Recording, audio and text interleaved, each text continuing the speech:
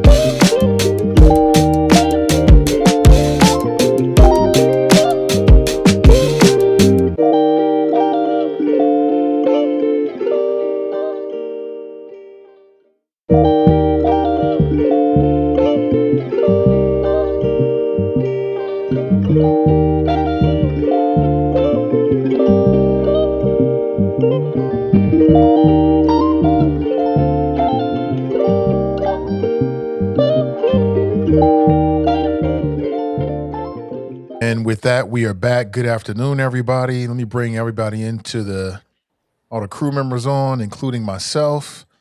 There it is. Boom, we back. Let me see. Just waiting for Lakita Cole and also Phil Heimlich to join us. We had Lakita on just a little while ago, but you know this stuff is far from a perfect science, so I'm sure we'll connect with her along the way. But today we got Terrace Horton with us. How you doing, Terrace? Doing well. Good to see you guys. And the voice of reason, Kevin Aldridge. How you doing, sir? Doing great, man. It's good to see my brother Fanon back with us this morning or this afternoon. I don't know. This snow, the white death coming has got me all confused. I don't know what time of day it is right now. And Fanon, good to see you, bro. Fanon Rucker with us. How you doing, sir? I'm excited to be back with you all. Thanks so much for having me. All right. Sound like you might be a little under the weather there, man. So yes, I skipped out of town right before the storm. I went down south to a little Miami heat, and somehow between the transitioning and not wearing a hat, I think I ended up catching a cold or something. Okay. Well, I wish you the best. It's that time of season. As I said earlier, and I'll say it again for people who might just be coming in, we're still waiting for Lakita Cole. She was here with us earlier. And also Phil Heimlich, everybody's favorite Republican, Sexy Phil. But let's just get started. Let's start by greeting everybody in the audience. Really appreciate you spending some time. I mean, you could be, as I've said for years, anywhere in the World Wide Web, but you're here with us today, and I really appreciate it. Christian Horton, I don't know, that sounds like somebody you might know there, Terrace. I think I know him. I think I seated him. Yeah. Hey, Christian. Welcome.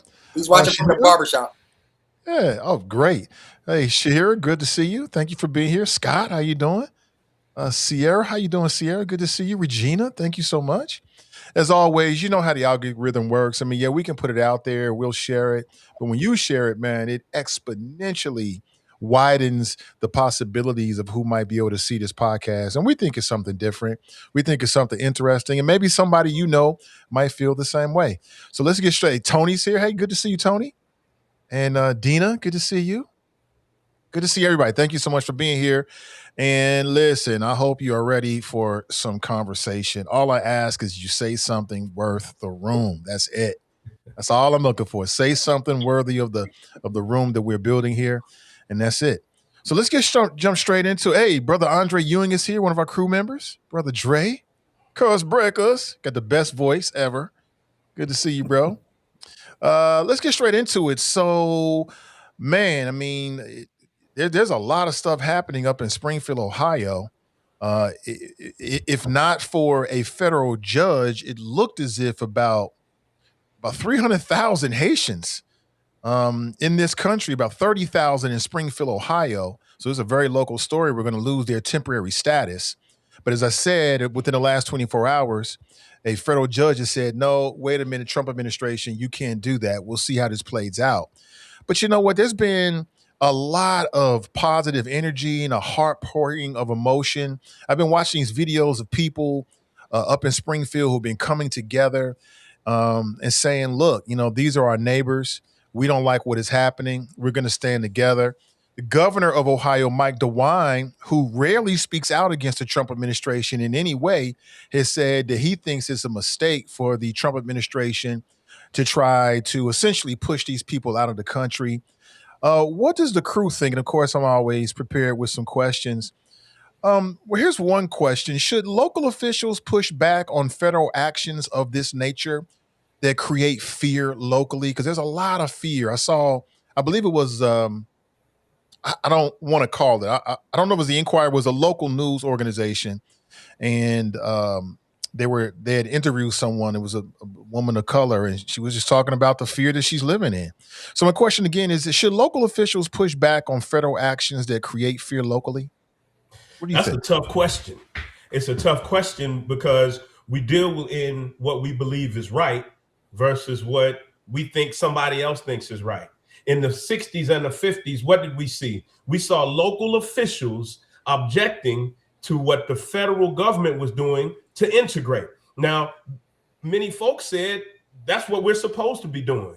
But, for the folks that were objecting to it, that's stoking fear, and you're making it required for us to have these violent clashes. That's stoking fear. So, yes, should we, as local officials, object when the federal government is doing what we think is stoking fear? That's why it's a tough question, because the beauty is in the eye of the beholder. In one instance, I would say we absolutely have an obligation to do that. In other instances, because of my personal views, I would say, yeah, that ain't right that folks are standing up against what the federal government is trying to do. As a lawyer, I say, follow the law or keep a good lawyer on your Rolodex, and I'll be there to have what you have. Yeah, Fanan, you touched on the great complexity of these issues because, there are these questions of fear. There are these questions of following the law. Then there's Martin Luther King's argument of, an unjust law isn't a law that should be followed. And so these are the complexities of the issues that we're debating right now with immigration. There certainly are laws on the books that one would say, that the federal government is enforcing, that if you are in this country illegally, then you have the right to be apprehended and deported from this country. And so there are those who will say that the federal government is doing nothing more than enforcing the laws that are on the books. And if you don't agree with those laws, then petition to your Congress and have them change the law. We've heard that refrain over and over again. And then there are people, because of the times who we are living in, are challenging whether those laws are in fact moral or just laws and are not compassionate towards the immigrants that we already have in the country. So this is the complexity of the debate that we're in. And I would say that absolutely local officials, if you believe that what the federal government is doing is not constitutional, again, I think there's a difference between what laws are on the books and what's unconstitutional. The biggest challenge that people are having with what Trump is doing with deportation is not that he's deporting people, it's how he's doing it. It's the racial profiling, it's going the door to door, it's pulling American citizens, out of their homes in bathrobes. It's throwing people on the ground, manhandling them, shooting people. So I think if you talk to most Americans, that if Trump had a better way of enforcing this program, you probably would still see some protests, but I don't think you would see things to the level and the fear that's there. The fear is there because of the tactics that they're using to go about doing this, not necessarily that they're trying to enforce the laws that are on the books. And so I think there's a nuance in the conversation that we're having here.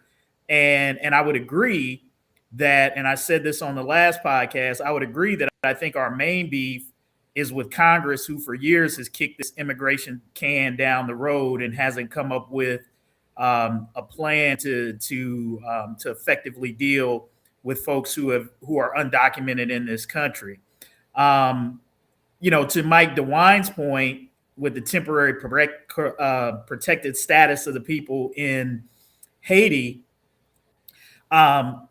these are not individuals who were in the country illegally, right? They were here with temporary protected status. What Trump and JD Vance tried to argue was that shouldn't be legal, that the temporary protected status that they're here under, they didn't like it, and they were trying to get it revoked and get those people out of here.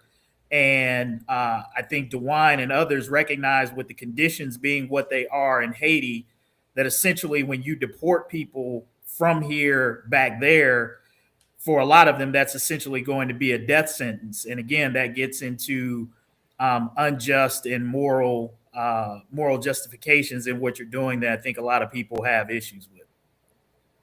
Whenever you talk about local officials pushing back on federal action, it depends on how local are you talking about. Are you talking about local in your city, or are you talking about local in your community? Or because locally in your city, I think, or in your community, I think you should properly educate if you're not creating fear, because a lot of people will use situations like this to push their agendas. Because if you look at the polls in CNN, more than 50% of the people agree with the immigration problem being handled. They don't agree with how it's being handled, but they agree that it needs to be handled. So if we're thinking on that lines, there's room for fallacy in this whole thing, where people can come and take their agenda and push it in a certain way. The JD, for instance, the federal government who's in power right now, the JD Vance and the Donald Trump, they've been pushing this for a while. They started this maybe a year ago with the eating the cats and the eating the dogs things, and then they got into, so that was a seed that they planted a long time ago. Then they have everything, the right to go into and find out the fraud that's going on in Minneapolis, which, when we get down to it, white nationalists they can't keep up with the birth rate. So whenever I'm in my circles and I'm hearing about the Somalians in Minneapolis, the overwhelmingly thing I hear about is, well, they got multiple wives and they can produce all these kids, and they're having all these kids, and they're going to outnumber us soon. So that's where I think a lot of the root comes from. But locally, I think the officials should stay out of it if it doesn't affect your community, because there's no way I would speak out on anything that's going on in Minneapolis when everything's going on in my community is going great.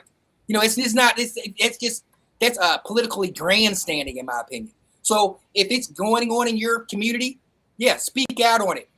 Have a strong voice, like Mike DeWine and being the governor, speak out on it. But for us to try to weigh in and go protest of what's going on in Springfield, or have any kind of voice of what's going on besides giving our opinion, I think is an overreach in a political grandstand. Phil, can you hear us? Hey, Phil, can you hear? It's like Phil can't hear. I don't think Phil can hear us. I'll text him on my own. Hey, Lakita, can you hear us? Okay, I can see you, but I cannot hear you. Yeah, we can't hear. All right, she's working on that.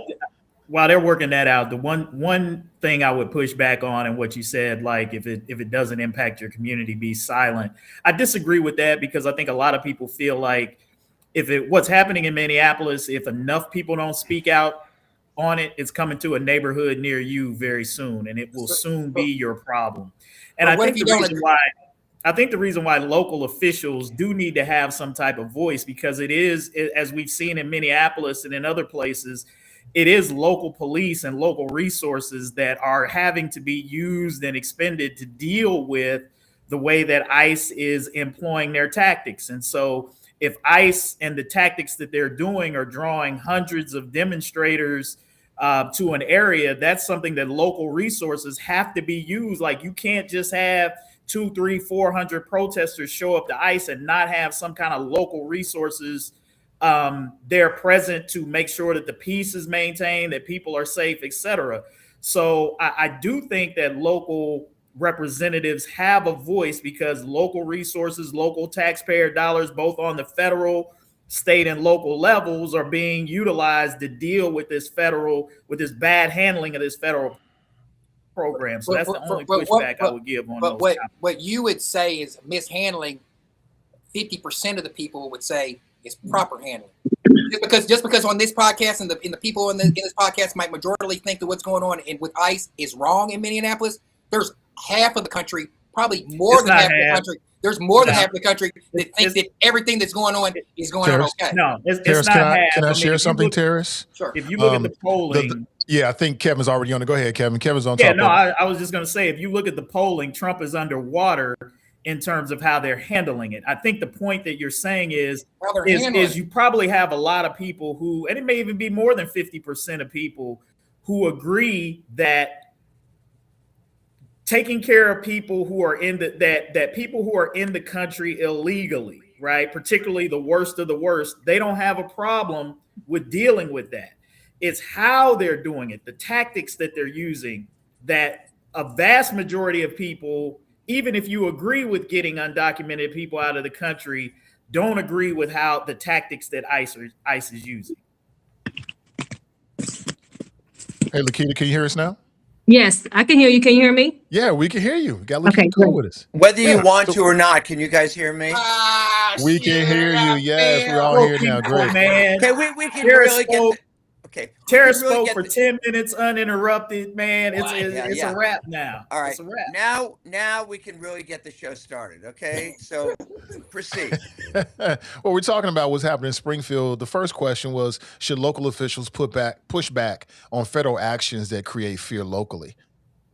So, there's been times, I know, I don't know when Phil was on council if they did it, but I know when I was on council, we definitely would put in resolutions in support or not in support of what's going on in other places that may not actually be in direct effect of what we're doing, but it shows that we're paying attention, and that for me, it's basically what was said. It may not be happening particularly in the city of Cincinnati, but that doesn't mean it can't happen. That doesn't mean it's not going to trickle down and come to the city of Cincinnati. So I do think it's important because there are people who, no matter where they live at in the propers of Cincinnati, they are still paying attention to what elected officials are saying and what they're doing. I'll disagree with that. Does anybody really care when we would pass those resolutions? Honestly, come on. I mean, it's fine to do it. I don't think anybody cares. Do they really? Grandstand.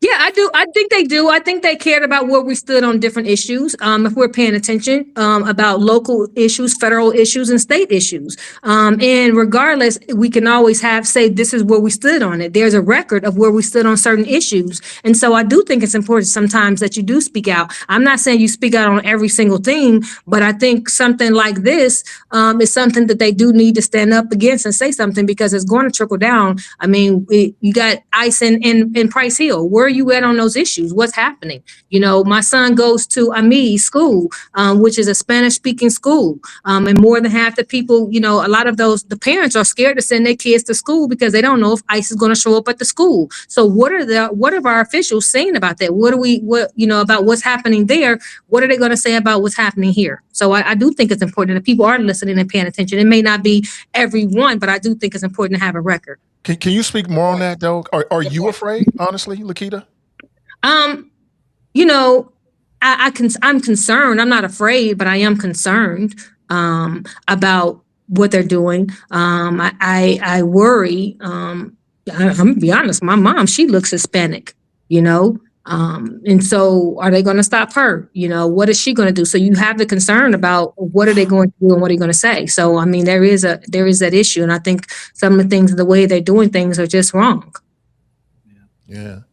Because I'm sorry, go ahead, Kevin. Go ahead, Nathan. You haven't really talked, so go ahead. No, I was going to say, I'm concerned about the residual effect, because I've watched some African Americans, not most, who have been online in just circles that I've seen, who have touted this whole kind of great replacement theory, like somehow black people are going to be replaced.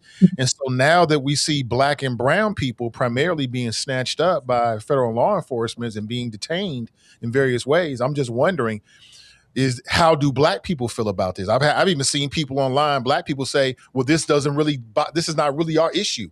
And I just want to know how people feel about that. What I feel about that is that once more Haitians, once more Somalians, once more individuals who have darker skin start being the target, that position will change quickly. You know, what do they say? Every time something happens, it don't mean nothing to you until it starts happening to you. Well, we can pull out our vision glasses and see a couple of months into the future to see, well, we're going to be moving our targets from this place over here, and they've kind of given a peek into it. So, you know, we're talking about some individuals look Hispanic. I would argue I kind of resemble one of the cats who was on 9/11 on the flight that went into the building. He looked like, a lot of people I know, in fact, me in the mirror. So there's a expression that or saying, I think by Niemoller, that we've all heard, but it fits in with what Judge Rucker was saying, is that, first they came for the socialists and I didn't speak up. Then they came for the trade unionists, but I wasn't one, so I didn't speak up. Then they came for the Jews, and I wasn't a Jew, so I didn't speak up. Then they came for me, and nobody spoke up for me. And I'll tell you, anybody who thinks that this whole ICE thing is just even going to be limited to people who are here illegally, they're badly mistaken. Okay, we haven't even seen I forget, is it 10 billion? I don't know how many $1 billion that is going to ICE that hasn't even been spent yet. Okay, these troops are going to be in all the cities, and if you look at what just happened about the FBI that just raided to get the 2020 election ballots from Georgia, come on, this is. I'm trying to think who said this. This is really about, ultimately, it's going to be about elections. Okay, and they're going to use these troops, okay, to impact either the election this year or certainly the one in 2028. That's the reason for having all these troops in all these cities. That's ultimately what it's going to come down to. Here's the other thing that aggravates me about that comment that you just said about Black folks saying this isn't their issue.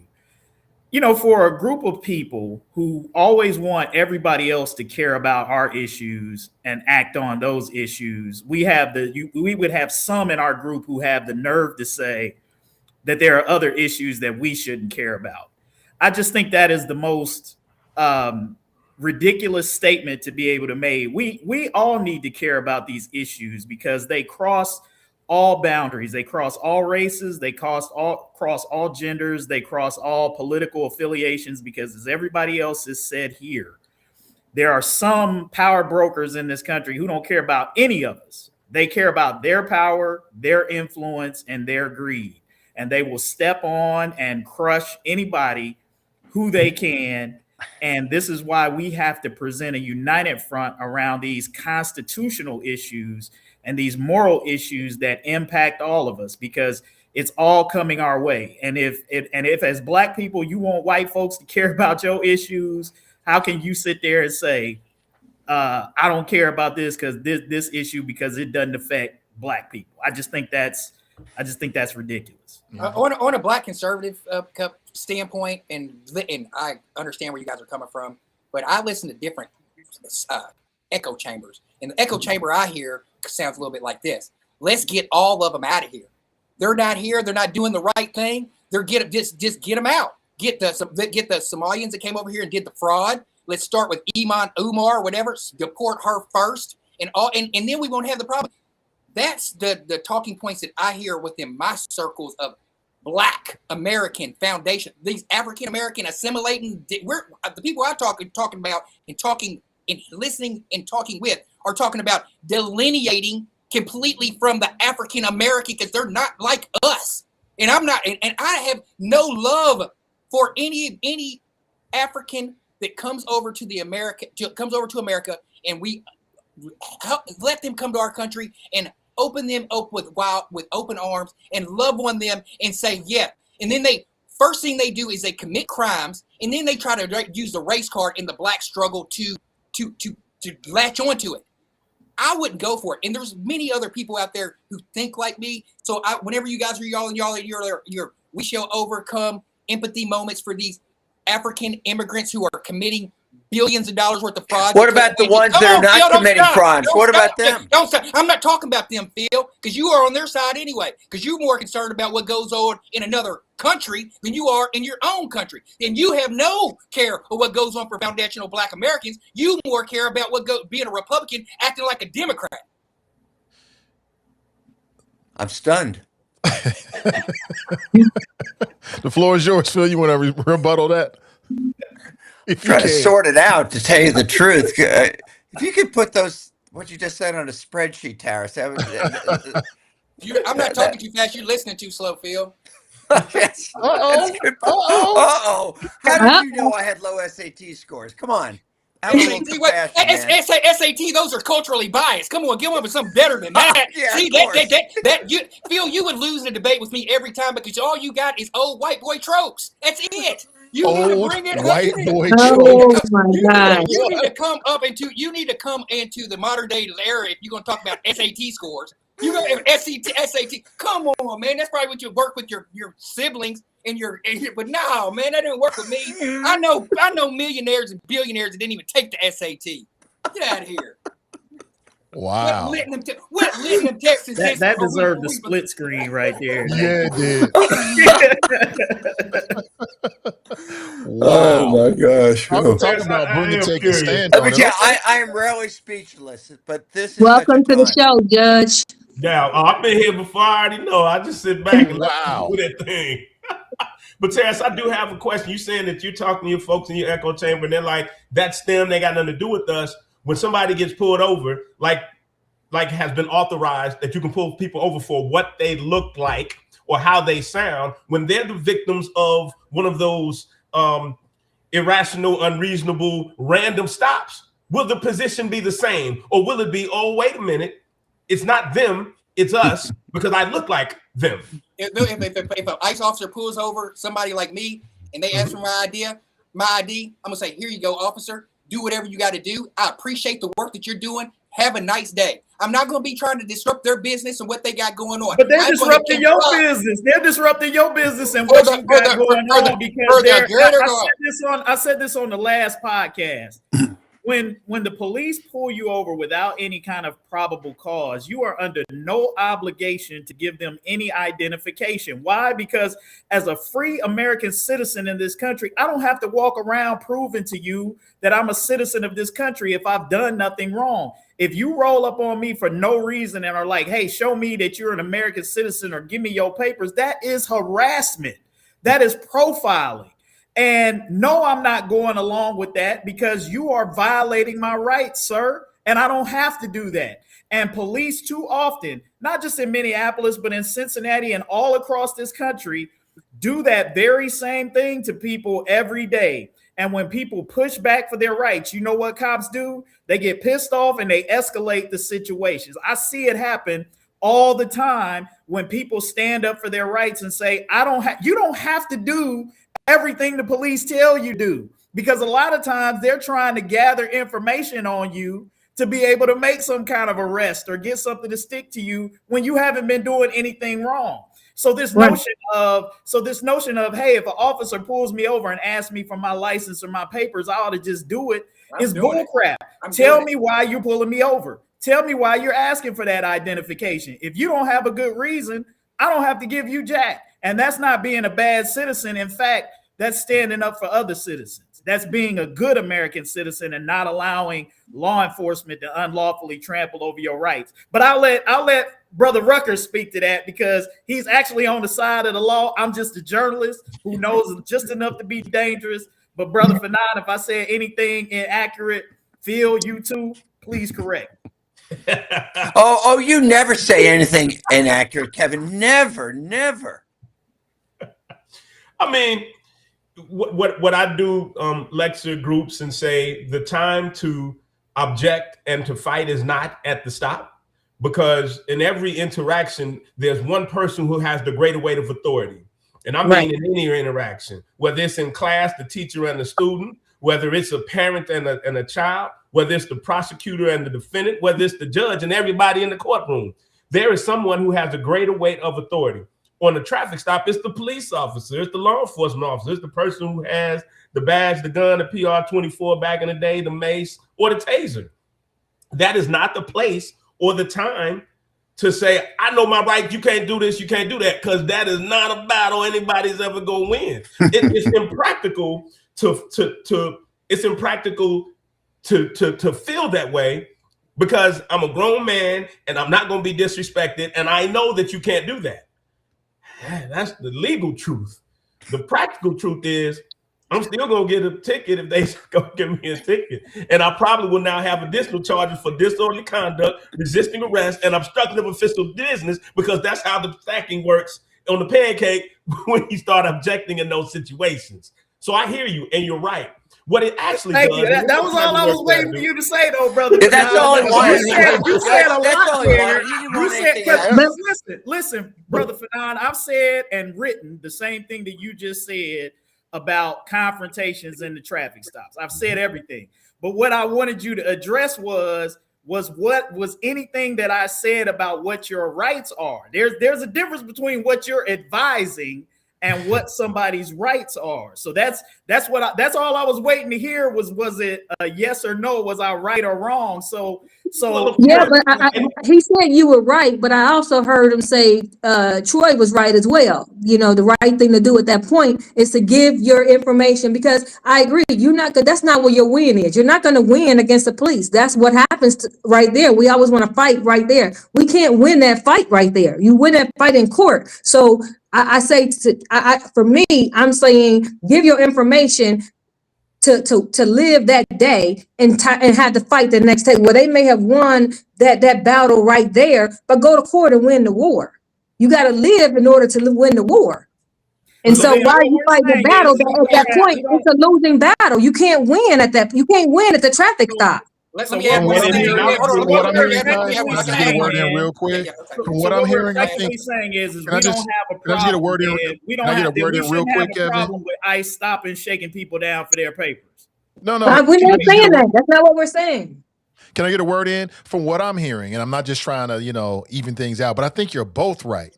I think you're both saying the same thing. You know what I mean? What you're saying is, Kevin, you're right. It's wrong. You ain't supposed to, but you're not. And we've said this, and you've made the same argument when we talked about stuff happening in Cincinnati. You're not going to win right there. So take all of that. Don't pile on extra charges. Put your court case together. Call Fanon, and that's where you win, right? Let me add one more thing to it. And on the local level, there's an ethics board. If you turn them into the police. Turn the officer in to the ethics department, or if they have an ethical board that they have to go efficacy. Complaint authority in Cincinnati. Compliancy. And those, when it talks about promotions and getting moved up in their business, all those hits happen. So that's the part I wouldn't want to be like, yeah, whatever you say, copper. But then I'm going straight and snitching on him to his boss and to the compliancy place. And that's going to do a whole lot more. Because at the end of the day, he's like Fanon said, he's going to still give me the ticket. I mean, at the end of the day, I'm going to be smart. I'm like, yeah, whatever you got to say, you got to run me. Like the dude, the cop pulled me over. And I told him, I said, yeah, you just want to fill me up, don't you? He didn't like that too much. But I felt better, but I knew I was risking a risk of getting my butt kicked. But can I ask a question? First of all, Terrence, did I just hear you say copper? That was the first question I had. I thought I heard you say copper. I don't know if I've heard that since Dick Tracy, but I was just curious if I heard that. You've been watching too much Peaky Blinders. The second thing, what we're talking about from a practical and a legal truth does not dismiss the truth of the impact of those unlawful, unconstitutional, unreasonable, baseless stops. The overarching consequence is an emotional, an emotional attack on the community. Because if they happen, and we know this historically and statistically and scientifically, that if we continue to focus our oppression in a particular place, then that whole community begins to have a tension and a resistance overall because of those constant small stops that we're not going to fight about on the street. Well, if I know that that's the umbrella that I live under, then I'm constantly living under an oppressive place. And I don't have the desire in 2026 as a 54-year-old Black man to live in oppression. So yes, I'm preaching, get home. I tell folks that, look, get home. I can defend you if you get home. I can't defend you if you don't get home. I can only sue on behalf of your estate. But if you get home, we can argue about what's going on. I'm not necessarily going to take the case, but I can tell you overall, the impact is what we see. The impact is the anger towards law enforcement from certain communities. The anger, the fear is is in how people move and their desire not to engage. Like that's the consequence of the truth of what Kevin is saying about, I don't want to give you this. It's the consequence of Terry saying, hey, I'm going to give it to you. That's oppression. I got a question. Can I ask But all of you a question? There's two different things. I think we're also talking say about this. two different things, and I think it's important that people need to understand, because the conversation started off about ISIS, and we know at the end of the day, ISIS are their authority is a lot different than when we're talking about the police. You know what I'm saying? So their authority is different. They don't carry around. They don't have the video cameras. They don't have, you know, the camera bags. They don't have all these, and their authority is different. So I think we need to make sure that we're talking about two separate instances, you know, talking about giving your information and win that battle in the court. That's a lot. That's I got a question. when we're talking about regular police. When we're talking about ISIS, that's a whole different authority and a whole different level of what's going on there. So I just want to make sure. Can I ask everybody a question? Go ahead, Phil. Everybody a question. And if because I joined late, if you guys discussed this, then forgive me. I won't ask. But if it hasn't been asked, I'm just curious. The two people who shot were white. If one or both had been black, and I'm just asking this, I really don't know. Do you think the national reaction would have been the same? Without question, it would have been more severe or less? It would have been completely different. It would Could've have been been completely different. They're waiting on that one. They're waiting closer to the election time to do the black. Then when they murder the black, that's when it's going to be closer to the election time, and they're going to use that. That's when it's going to happen. So When they murder the black. That's what's happened. Come on, man. Don't make me filter my talk, because that's what happened. No, I'm not trying to filter you, bro. Phil said the two people that were murdered were white, and you know why the blacks weren't murdered? Because ain't nobody black out there doing that, Phil. Ain't nobody black is most. Yeah, but that's not the point. That isn't the point. That's a different point. My question was and is, if that person, I'm not saying this facetiously, I don't really know the answer. I'm interested in what you guys think. If one or both had been black, and there are some black people in Minneapolis, not as many as other places, but there are some. Do you think the outrage, the national outrage, would have been the same?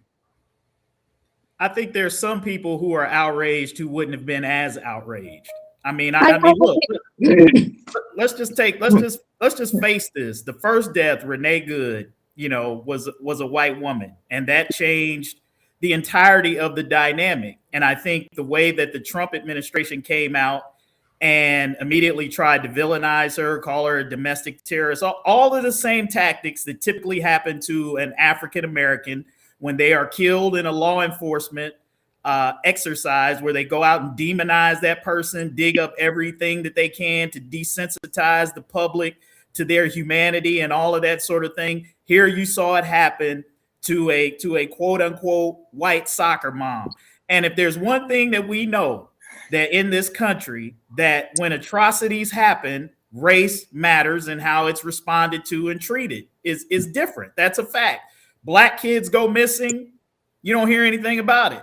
Little white kid go missing, it's all over the news. It's here, there, everywhere. These things have been documented. They've been proven time and again that the national reaction is always different.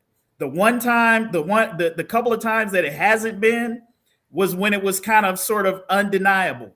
Rodney King and George Floyd, both of which were both cap beatings and killing. In one case, a killing, the other a brutal beating captured on video that was pretty undeniable. So it takes that type of evidence, unfortunately, I think, in cases where African Americans are involved, to get a modicum of sympathy that you'll get from somebody from a different race. And I don't even think that's a controversial statement. Phil, what's your thought about the fact that two whites were killed in these instances? We see a lot of people in Chicago who are Hispanic being snatched and yelling and screaming. We see young ladies who are Hispanic being chased down. What do you feel about the two whites who were killed in Minnesota in the past couple of weeks? Well, first of all, to preface it, the big lie, which Trump and all the Noam and all these people have been telling us for years, is we're going after the worst of the worst. We're going after the rapists and the killers and all the criminal aliens. Well, that is just turned out to be, as we should have expected, a total, complete lie. 70% of the people that have been arrested by ICE have no criminal record. Okay, these are just people who came, or some have been working here for years, and that in itself, to me, is just horrible, just horrible. But and another point, and I'll get to what you said, but it was Tom Friedman, who was a writer for the New York Times.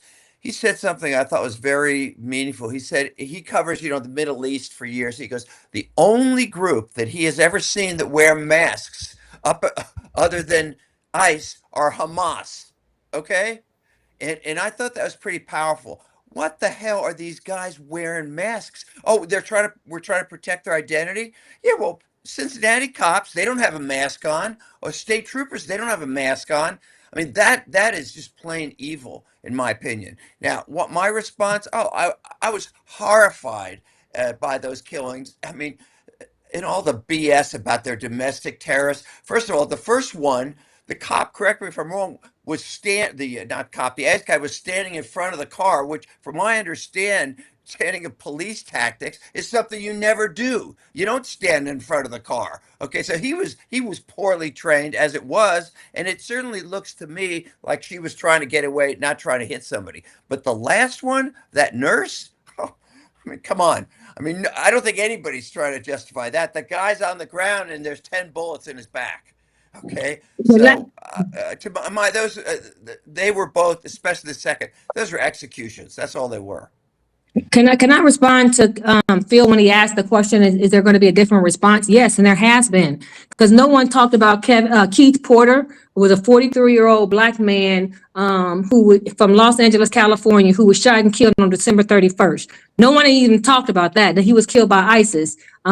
So it has been, I'm sorry, yeah, ICE. I don't know why I said I don't know why I'm saying ISIS. ICE.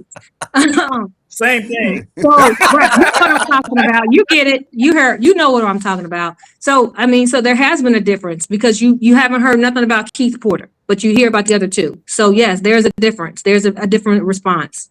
Can I get Phil asked, why would somebody wear a mask? And this might be leading to our next subjects or something like that. But they don't want their identity. ICE is trying to protect their identity because they want to have regular lives as well. And if we ignore the what about local cops, Cincinnati cops? If we ignore the fact, let me finish, Phil. Give me 30 seconds. If they ignore the fact that they have regular lives, and you ignore the fact that they're paid agitators who will find out who these people are and where they live and where they work and show up and pop up on them and create more. Okay, but why doesn't this apply to all the other police? That's my question. I think that's a fair question. Because did you what happened with Don Lemon and the crew that they took to the church? They're not pulling up on regular police officers' churches and doing that. They pulled up on an ICE lieutenant or whatever, a captain or a capo for the ICE, and pulled up in his church and disrupted. And now Don Lemon is going to go down as a martyr for that. Cincinnati cop. You don't think? Oh, come on. There's no difference. There's no difference between in fact, local cops are more at risk over this break. ICE, because these ICE guys are from all over the country. Delusional. The local cops, they can find them. You see things from one lens, Phil, and I'm offering you a very logical explanation and answer to question you answered. But I think Troy is right. They want to go back to their regular lives, just like KKK. That's why they wore the mask, because they didn't want nobody to know who they were, and that's the same thing with ICE. It's wear masks just like KKK wore masks. So that's what it's all about. Exactly. There we go. It's also it's also a lot harder to identify all those Proud Boys and January 6ers that they've hired in ICE when they're masked up. Exactly. We're living, people are saying that our Facebook feed has been interrupted. And I'll just be real with you. I mean, we're living in a day where a lot of the social media platforms are controlled by people that are sensitive about certain words being said and certain viewpoints being put out there. And people have been talking about these kind of things happening. Now, I don't know if that's what's happening right now, so I don't want to jump out ahead of it. But I am saying that we now live in that reality. So if you can still hear us on Facebook, perhaps you jump over to YouTube, and perhaps our Facebook feed will reinitialize if that's, maybe it got dropped. If that's the case, forgive my The things I said before that. But it's just the world that we live in these days. Certain words trigger certain things, and you get certain actions because of it. But let's move on here. I want to get some other stuff in. Great conversation, and we leaving a lot on the table. We can't get to everything, but I want to move on to what's happening down in Alabama and get your quick take on what's happening down there. And at the core of it in Alabama, is really interesting, is the state of Alabama is now trying to basically argue that begging, as in panhandling, was widely criminalized back in the day, like at the start of the nation. And they're saying that is not protected speech. In previous court cases, to my knowledge at this point, Phil and Fanon, you guys are lawyers. You can step in and share your knowledge here if I'm wrong and said it right. But to my knowledge, it has been established by the courts that begging is protected free speech, where Alabama says, no, it shouldn't be that way. And apparently this is a part of the push, pushing back on homelessness and poverty. As I read this, I think it's 19 GOP attorney generals are backing this appeal. So think about that. 19 GOP attorney generals are saying, hey, listen, we agree with this. And they're saying that begging should not be protected speech. What do you think? Is begging protected speech, in your opinion? And what does this say about where we are as a society? Well, if it's not protected speech, they're gonna shut a whole bunch of churches down on Sunday morning. So I think they probably gonna want to revisit that the violation of freedom of religion, right? This is ridiculous. I mean, look, homelessness is an unfortunate part of our reality in this country and in this world. As Jesus said, the poor are always going to be with us. And I think we go out of our way to make situations for people who are already poor and down and out worse. And it's for no other reason than to make those of us who already have so much not have to deal with, not have to be around, smell, or deal with that. Now, I get, you don't want homeless people, panhandlers rolling up on folks and harassing people. I certainly think that, you can police that and probably should police that to a certain degree. But this notion that somehow or another you want to outlaw someone's ability to panhandle or ask for change, I just think that that's, again, just a bridge too far. I think it's cold and callous, and I think it's unnecessary, quite frankly, because there are other ways that you can deal with that, and places like Cincinnati and others have, where they feel like panhandling has been an issue. But this notion of trying to say that it's not free speech, I think is, quite frankly, ridiculous. So, Phil, were you on city council when the ordinance was passed that prohibited panhandlers within a certain radius of ATM machines? I was either in a prosecutor's office or I was in private practice. It was the mid 90s, late 90s or something like that when that law was passed. I actually think, if I recall, that was my law. In fact, I was about to say, Phil, you better speak up because that was your law. I remember. All right. This is a cartoon on my wall. Can you guys see this? This was in like the picture or something. That was Phil. The Heimlich maneuver on the panhandlers. But actually, if I recall, the way I got that passed is I think I cut a deal with Minette Cooper or somebody else who was more on the other side of the aisle. And I think what we did is we increased services, because here's the deal. Here's the deal. There was a lot of criticism. All the downtown business owners, were testifying in front of city council that these panhandlers were just driving people away from downtown. It was more than just asking. It was kind of harassing. And it's granted there's a fine line, but they were clearly driving people away from downtown.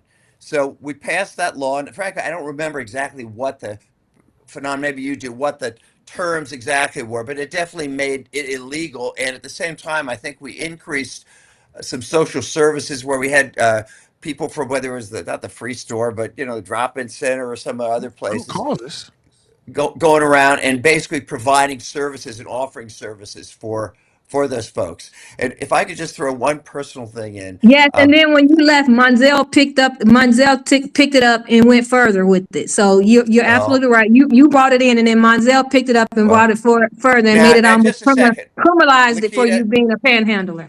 Just a second, Lakita. Often imitated, never equaled. So let's just Okay. get that clear. But I'll give you that. I will say, for better or for worse, but I will say that this is a personal thing. I maybe said this before, but I think we all have driven by places or go every day where somebody's out there, you don't know if they're alcoholics or drug addicts, whatever. And I just recently, because I feel bad when I drive by, this is just recent. I'm not trying to sound like a good Samaritan, but sometimes what I do is I buy a bunch of McDonald's gift cards, and when I drive with those people, sometimes I just give them a couple, because I just think that's a good way to kind of help people, but make sure it doesn't go for the wrong stuff. So here's the begging other be thing they outlawed? did, though. What the city did is, though, the city was also supposed to, before you make them criminalize them, they were supposed to provide them, connect them with social services. That was one of the things they were supposed to do, as to pick them up, talk to them, not, but take them to a social service agency. And I think the guy at that point, his name was Josh. He was ahead of it. And that's what was supposed to happen. And it was not happening. And then I remember Monzel did something and made it basically criminalized it for being a panhandler. But originally, that was something that you did do, Phil, and you made them where they connected. So therefore, they receive social service help as opposed to being put into jail. That's right. That's a good law, Phil. That's a good job, Phil. Thank you. Thank you. Is panhandling a safety issue or a discomfort issue for people with money? I think it's a discomfort issue. I mean, because when have you heard, I don't know. I mean, I haven't heard of a ton of cases of where you've had people who have been assaulted or killed or injured in some way by someone who is homeless. I think the other thing that I've said time and again with some of the homeless situations that we have in Cincinnati is that there's also a bit of a mental health issue with regard to some of the people who are homeless and on our streets. And of course, when you have people who have mental health issues, their behaviors or actions that sometimes go along with that quite frankly probably do scare some people who are walking down the street. I mean, if you're walking down the street and there's a homeless guy with some mental health issues and he's talking to himself or he's yelling or he's saying those sorts of things can be unnerving to some folks who don't want to have to deal with that. But I think the primary pushback on it is discomfort. I mean, look, if you work or live downtown or you're in any places where you're known to see or frequently see people who are homeless, most of these folks are not bothering you. Like they sit there with their signs. They may occasionally ask you for some money or approach you. And if you say, no, I ain't got it, a lot of times they just move on. That's been my experience. If anybody else has a different experience, they can speak to it. But I really don't think that it's a safety issue, because I have not seen nor heard of cases where homeless folks are assaulting or injuring people or doing anything other than making you feel uncomfortable because you don't want folks rolling up on you asking for change. I mean, if we see a rash of homeless people beating up folks or injuring or killing people, I might go with you on that safety issue. But to my knowledge, I'm not aware of any statistics or things that would say that that's a huge problem in Cincinnati. Phil, what do you think? Or other places. Phil, what do you think? Is panhandling a safety issue or a discomfort issue for people with money? Now, am I representing people with money? Is he pinning that Indian Hill thing on me again? I just want to Not at all. that. He's always trying to pin that on me. Not at all. Not at all. And you don't live in Indian Hill. That's Kevin who does that. I do not live in it. You guys have been in my house. You know. Yeah, I know where you live. Yeah. So don't spread that, okay? If you don't mind. You and Kevin both. All right. Hey, go to the auditor's website, y'all. Go check out the county auditor's website. Oh gosh, I actually agree with Kevin. Believe it or not, I think it is a discomfort issue, but a discomfort issue it's a discomfort issue that keeps a lot of people from going downtown. Okay. Really? And so absolutely. And there's a lot of things that are legal, but they are, they cause people not to want to come downtown. And that's not a good thing. So we've talked about this in other respects on this show before, but that's why we put that law into place, because people were just being intimidated, whether you call it discomfort or what. And that we need people coming downtown. So the law would, I'm paraphrasing here. This is just my opinion, but what I just heard you say is that you use local law to weaponize it against people in poverty so that people with money could feel good to come downtown and spend money. Is that correct? Oh yeah, sure, Nate. That's exactly what I said. If I'm wrong, can you just tell me where I'm wrong? Let me tell you something. That's what I think I heard you say. Am I wrong in that? If I'm wrong, just set me straight. People criticize the mainstream media for misleading. I mean, that's You're deflecting, sir. That's ultimate, man. Framing. That was good framing. Again, that's not my opinion. I'm saying that's what I thought I just heard. If I'm wrong, just disabuse me. As they say in show business, let's play the tape. Let's play the tape. Okay, I'll leave it like that. No further push on it. Anybody else want to talk about that? And we'll just move on to some more topics. I mean, here's what I would say, Nathan, is what I can get behind is this. I mean, whether it's a homeless person or whether it's you, if I'm at the ATM getting some money out, I don't want you rolling up on me asking me for a couple dollars, right? I mean, in this day and age, that is very much a safety issue, particularly if it's at night or at any particular time of day. I think there are certain circumstances and situations where you're like, okay, that's probably not appropriate. If I'm a business owner or something like that, you probably don't want people hanging out in front of your door asking your patrons as they come in or out, can they get some change? But this notion of that somehow are saying that asking or begging is not free speech. I think that's different. That's a very different thing than saying, hey, there are certain places and circumstances where this is not appropriate. It wouldn't be appropriate whether you're homeless or whether you are an employed person who is in a jam. These are probably not ideal places for those types of interactions to be taking place. That's kind of what I could get with. But cats sitting on the corner, you coming out of the Bengals game or whatever. In most situations where I see homeless people panhandling, I mean, it kind of is what it is. They aren't typically, bothering anybody or being super aggressive or anything like that in my experience. And I've been downtown around the homeless panhandling situation for 20 years. So yeah, I could be wrong here. And I've often thought this for years and I hear you, you're right. I think everybody says something that rings right to me, but I think like the biggest offense to me that people are dealing with when homeless or people who appear to be homeless are asking for money, is that it's like a mirror. It's like a reflection of their own greed. And people hate that. They hate when they're confronted with their own frailties and their own greed. I see Phil's face here is going right over his head, but I think that's what really bothers people. It's not so much. You don't know what's going over my head, so quit making assumptions. I was just reading your face. If I'm wrong, okay, set me straight. Yeah. But I think that people get the most offended when they're confronted with the frailty within. And so somebody comes up to you and you got a pocket full of money and you tell them no. And it's like, they just can't deal with that within themselves. So they try to project it on somebody else and try to make it seem like somebody's did something wrong. So for me, if I'm homeless, an ATM makes perfect sense because I know you got some cash. I mean, it's just 1 + 1 = 2. Not that I'm going to try to rob you, but you just got some cash out. So that's why I'm at an ATM. It makes perfect sense. But I get why people feel uncomfortable, especially women. I'll be honest with you. I guess I just grew up in a different age. That don't bother me at all. Because once I say no, I meant no. And if I say yeah, I mean yeah. And I ain't worried about you taking nothing. You can try it. And if you do, then we'll just take it to whatever level. Hopefully it'll end with just some words. But I'm not walking around afraid because somebody asked me for some money. If I want to give it to you, I give it to you. If I don't, I don't. And I go on with my day. And I don't know why it's so hard for people to deal with that.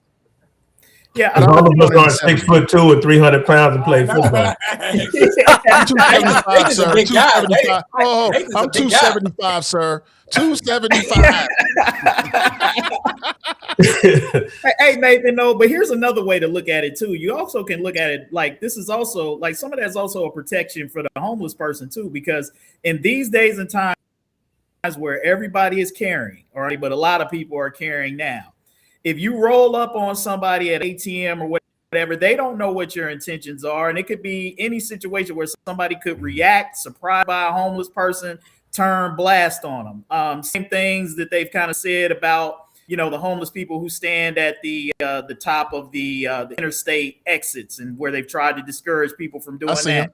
I mean, you could argue to some degree that is an unsafe situation when you got traffic and cars coming through there, that anything could happen. Somebody's not paying attention. Car stops to give somebody $1 at the intersection. You get rear-ended or whatever. So it's not, it may not always necessarily be about trying to take something away from homeless people. Sometimes it can be a protection and safety issue. That's why I said the circumstances and the situations matter in terms of what you're talking about.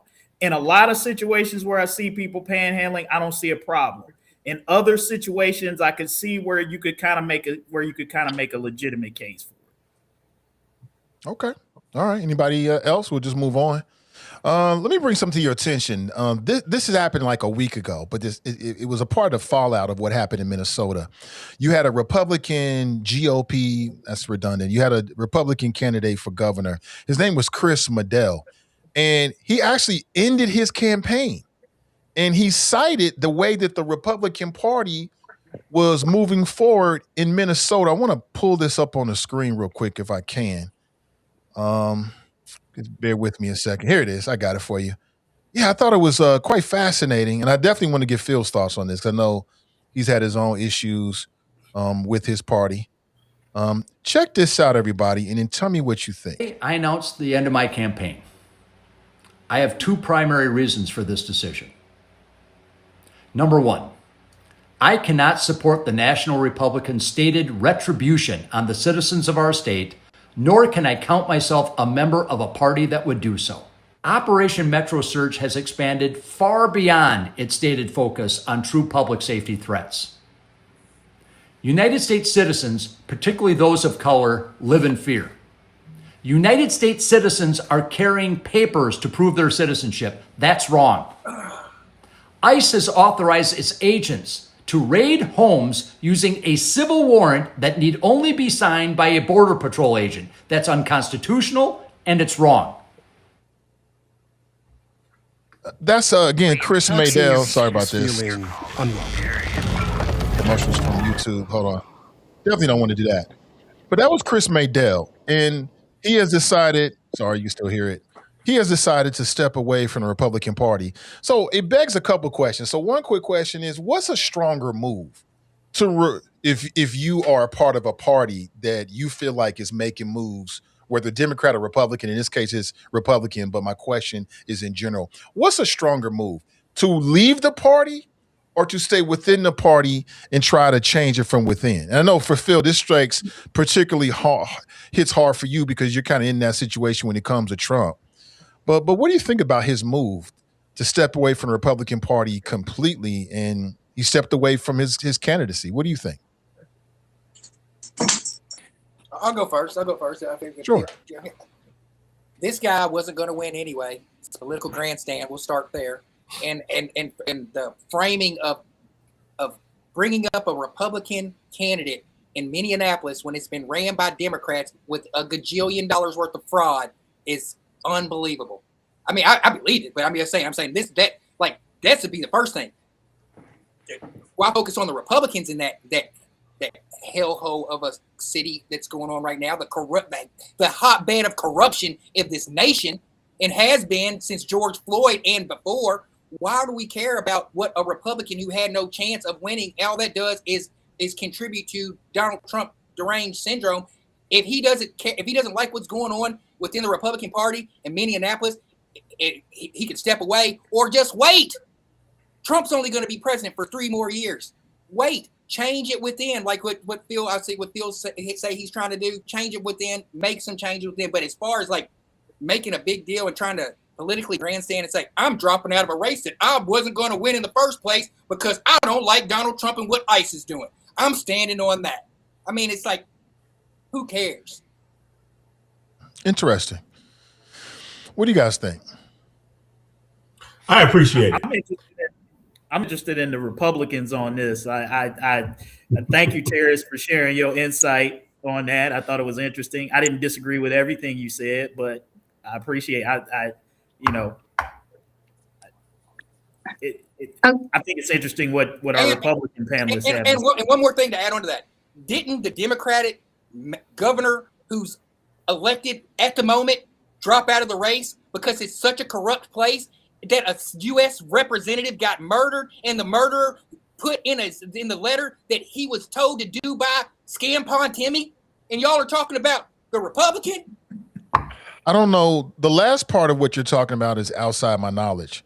There was a representative that got murdered in Minneapolis, and the person who murdered that lady, I got to watch my tone because I don't want to get kicked off. The lady who pew-pewed the lady in the letter that they submitted said that they were doing so because they were under instruction by Tampon Timmy Walls. So this is so corrupt, I can't even believe that we're even putting the focus on the Republican who's dropping out for a political grandstand and not addressing all the corrupt fraud that's been going on under Tim Walz and his administration and Ilar Omar and all those people who are making gajillions of dollars on taxpayer from Minnesota's backs. And then we're talking about a Republican who had no chance of winning and changing the needle because Trump deranged syndrome. I mean, it's like, I don't get it. Hey, Terrence, didn't I hear you say before in one of your comments that these agitators are all paid? Didn't you say that? I didn't say they're all paid, but there's a lot of people who are paid there. And Minneapolis has a school that they teach people how to agitate. They teach people the lady who you said, the soccer mom, this poor innocent soccer mom, her daughter was enrolled in that school. Is this called the agitation school? I'm just curious. They might as well call it that. Okay. Hey, Terrence. Or the learning center. Terrence, let's assume you're right. They're all graduates of the agitation school.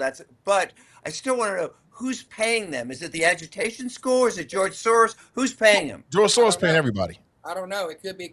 I don't know. Why do you say they're being paid if you don't know? There's political action groups out there who are paying these people. I'm not going to do the research for you and tell you this stuff. If you want to do a deeper making a statement, can't you back it up? I made it paid. Who's paying them? I made a mistake because it's a. Come on, Phil. You're testing. You're insulting my intelligence by saying that people aren't paid. People don't get paid to go and do. I'm insulting your facts that are not backed up. That's what I'm insulting. Okay, so next time that we get on this live, I'm going to present a whole fact. I might even go back and do a whole documentary about who is paying these people in Minneapolis. Because I'm going to make sure your argument is none of these people or these agitators are being paid. Is that correct? Your argument is that these people are in Minneapolis in this hellhole of a city who's completely took over the corruption of our country, billions of dollars worth of scam. There's no paid agitators there. That's your stance. Okay. Let me clarify my stance, okay? Donald Trump, you and a bunch of other, let me finish. A bunch of other folks, folks like you are saying these are all paid agitators, or some of them are paid, or most are paid. I'm just saying, where's the evidence? I'm just asking the question because I haven't seen it. Okay. All right. With that, we'll come back. I'm always here for Terrence versus Phil or Phil versus Terrence. By the way, can I raise my hand? Did I ever tell you guys, I hate to admit this, why I became a Republican? Have I ever told you that story? You should switch back. Whoa. No, you should become a true Republican and believe in fiscal responsibility and the rule of law. That's what should happen. Well, the Republican Party was started to help black people free slaves. If you want to go back to the original of the Republican Party, so you're a late comer because you're an immigrant to this country, just like the illegal immigrants that came over here now. So if you want to go back to the roots of the Republican Party, trying to school me on the party you tell me about what? Come on, no, Phil. I'm talking about the real Republicans, the one that I'm talking about the real Republicans who stand up against slavery. who stand up for for gun rights. I stand. Those are the real Republicans. Not Were those liberals, or were they progressives, liberals, or conservatives? Come on, Terrence. We talked about this before. The Republicans that you're talking about, who were founding members of the party, were progressives and liberals. It was the ideology that we're talking about. So you say the Republican Party did this? No. Progressive did this. The conservatives were the one who founded the Democratic Party. The conservative, not the Democrat, not Republican, conservative, liberal. Let's be politically honest when we talk about that stuff. All right, can I explain how I became a Republican? This is true. Did I tell you guys this? All right. I'm just in law school. I want to be a prosecutor. That's what I want. Okay. So Cy Lease, remember Simon Lease? He's the prosecutor. So I had to go in for my interview. He goes, I got to ask you. He says, I've got 3 questions for you. 1, are you against pornography? And I said, oh, absolutely. 2, are you for the death penalty? Absolutely. 3, are you a Republican? I said, absolutely. Now, I then went out and quickly, signed up as a Republican. If he had said Democrat, I would have signed up as a Democrat. That's it. So hey, can I ask, Phil, however, I would still say, in terms of what Republicans are supposed to be, which is fiscally responsible, standing up to foreign aggression, believe in the rule of law, none of which Donald Trump or this administration is, none of which I do believe in those principles. Yeah. Also free markets. So Phil, when did you graduate from law school? I came out in 96. All right, Fanon, you're making me look. You think I'm ready for an old folks home or something? 1776, Fanon. 1776. Here's the reason I asked. In 1995, I was a second-year law student, and I was interviewing or going around the tables. They had all the law firms and the city and the county there, and I was interviewing with someone from the county prosecutor's office, and he said he didn't even ask me all 3 of those questions. He just said, "Are you Republican?" I said, "No." He said that you're not going to get a job here. Then you made a mistake. You made a mistake. I graduated in 79, just to answer your question. That was your mistake. If you had answered the other way, you would have been in the party. They would have hired you. I got a question. I'm just going to make it a little funny and just have some fun with it. Nothing serious. But Terrence, are you a fan of football, like National Football League? Absolutely. In your opinion, who is the greatest offensive lineman of all time? That's the first thing that comes to mind. Willie Anderson or Levi Jones. All right, I'm going to give you what about Anthony Munoz? He said Willie Anderson. That's what he said. I'm going to give you the Willie Anderson award for all-time blocking today. When we came to for all-time blocking today, we were talking about Minneapolis. I mean, bro, you world-class blocking, man. You deserve to be on the Pro Bowl. He committed a lot of penalties, though. He was holding on just about every play. But listen, I love it. Keep it coming, man. Stand, be you.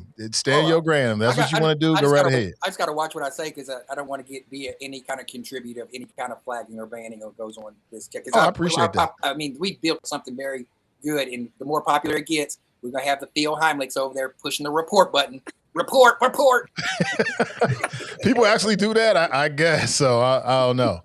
But the Willie, I'm gonna make a little special thing for people now when my opinion, when I think they're blocking. That was some great blocking, man. I mean, they tried to come around the side, the edge rush, you had him. They came up the middle, you blocked that. I mean, great blocking, bro. Great blocking. Oh yeah. But let's move forward. Let's talk about the Grammys, which I did not watch, I must admit. I've just gotten away from watching award shows over the last 10 years or so, but I did catch the clips. Everything's about the clips for me. And I saw Billie Eilish, who is a entertainer, singer, white female, and she really, really got people going because she got political, and she said, among other things, that no one can be illegal on stolen land, which got an immediate backlash from people in social media. Let me see if I can find it here for you. It's real quick. Nothing. Don't you say that, Nathan? In that one of your sayings? Well, I haven't said it. People have been saying that for many decades. Yeah. But I have said it. Yes. But she said it in front of everybody while accepting an award, and immediately people went for her. They said, "Listen, you living in a mansion talking about no stolen land." People were talking about rolling up to her house. But my question is, what do you think about entertainers. Should entertainers keep politics out of their platforms entirely? What do you think? Have you guys heard Bruce Springsteen's song, the Minneapolis song? Have you guys heard it? Yes, I have. I think it's a great song for whatever that's worth. I Okay. admire him because this is a guy who he's got tons of money. He doesn't need to say anything, but he's been very strong, I think, on the election. I think he was very strong about this. So I respect that. I think people who say that either clearly don't listen to entertainers' music or they don't listen to the art that they choose to display. It's all politics. It's all about their lives, their opinions, their songs, what they write about. I mean, Public Enemy, one of my all-time favorite, groups of all time, very political in their lyrics, whether you're talking about Tupac or whomever, a lot of people get their points of view about life, how they've lived it, what they see through their music and through their artistry. So this notion that somehow or another people in entertainment should keep their politics out of their platforms, their politics is their platform. So I think that is that people who say those sorts of things sort of conveniently, they say that when an artist says something that they don't like, right? Like then it becomes, well, keep your politics to yourself. But if they said something that you like, you wouldn't have a problem with it. Exactly. So I do, although I will say the one point that people raise about Billie Eilish is a good one. The fact that, you do have to have a certain amount of humility and recognize your own hypocrisy when you make statements like that.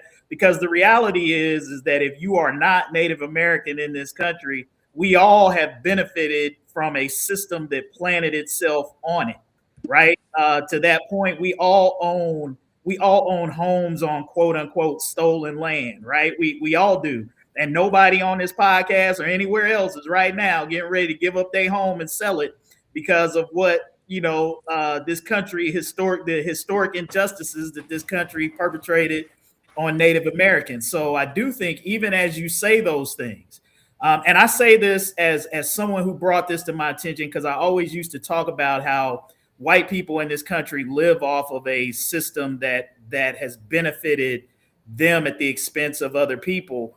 But to some degree, but all of us to a lesser degree, live under and benefit under that same situation. That none of us are ready or willing to give up what we have to right a historical injustice perpetrated upon Native Americans. That doesn't mean we shouldn't speak on it, but it does mean that we do have to acknowledge that we are all still a part of that system.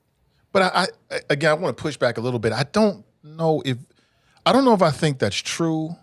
And I'm not think that's the point. Like I've seen different interviews with Billie Eilish, and I think she would acknowledge that she is, with all humility, benefiting from whatever came before this. But I think the real test is as long as you acknowledge, it.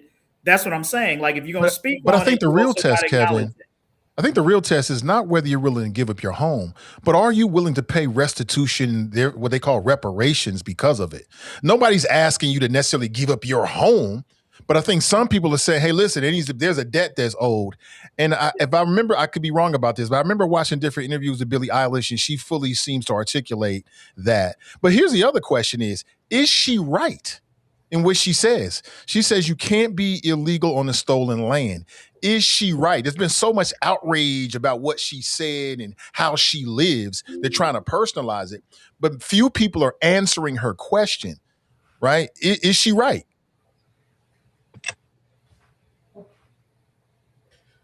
From a lawyer standpoint, no. I was a prosecutor. That's not a true statement. I understand the poetic license in what she said, in the conversation about you don't deserve to be here and you don't deserve to be here and you need to go back to your country. That's a fallacy in itself, because anybody who was not born here is not from here. Their great-grandparents, great-great-great-great-grandparents need to go back home. I mean, we've been hearing that from time eternal. So I understand the poetic piece about it, but from a legal, prosecutorial, and judicial standpoint, yes, you can be illegal if you own stolen lands. In fact, you will be criminally charged either with trespass, burglary, aggravated burglary, aggravated trespass, or any other number of other crimes that you could be charged with if you are on somebody else's property and you have no legal right to be there. And ISIS might come get you too. So. And ICE might come get you too. Hey, we got a caller. We got Twin in the house. How you doing, Twin? What's up, man? Can you hear me, man? I can hear you and see you, man. Welcome. What's on your mind? Hey, what's up, Fanad? Cross-the-border homies. What's up, Terrence? What's up, Miss Cole? Phil and Reverend Pastor. Oh, no, man, I came to join this, man, and everything, because, man, it's about us. That craziness stuff about Trump, man. What we mad for? What we mad for, really, dog? What we mad for? Look, I'm from Iraq, and for now, you know how Chirac is. I did my game bang, been to the joint, all that, man. Got out, came to Cincinnati, which I didn't want to. My mama was an evangelist. She said, "Your blessing in Cincinnati." I said, "Mom, I don't know nothing about Cincinnati." She said, "Just go down there," before she passed away. So I got out there my time, and I was about to sell some more dope. I said, "Forget it, man. I can't do this. I got to listen to mama." I came down to Cincinnati, been out here 15 plus years, been blessed ever since. Since I was a shorty, man, immigrants been crossing the border from day one. So there ain't no problem with me. But I just say do it the right way, man. This ain't nothing about no immigrants, man. This is about Trump. Black folks mad for what? You got a girl that's been was coming home 4 o'clock in the morning, get ready to go to work, shot in Chicago with 5 babies. You had one down here in Cincinnati last year, shot coming home from work, got 5 babies. Where's the crowd for her? We gang banging over some Alex and Miss Goods that got killed because they was bogus out there protest. I say go protest, but do it the right way. Don't do when his mama told him don't go out there and protest. What'd he do? He went anyway. Went to go protest. That's stupid, man. Do it the right way. I can care less about them immigrants. Them immigrants over there came over here killing people. Y'all don't talk about that. Talk about your own community. Why we go worry about them for? We got people crying in our own community. We cried about the drugs. We cried about the killings in our community. Trump bought ICE to our community. Now what? See, until he hit home in Cincinnati, then y'all know. Until then, go visit them sanctuary cities that have been hit hard like Minnesota, Chicago, California, Detroit, whatever.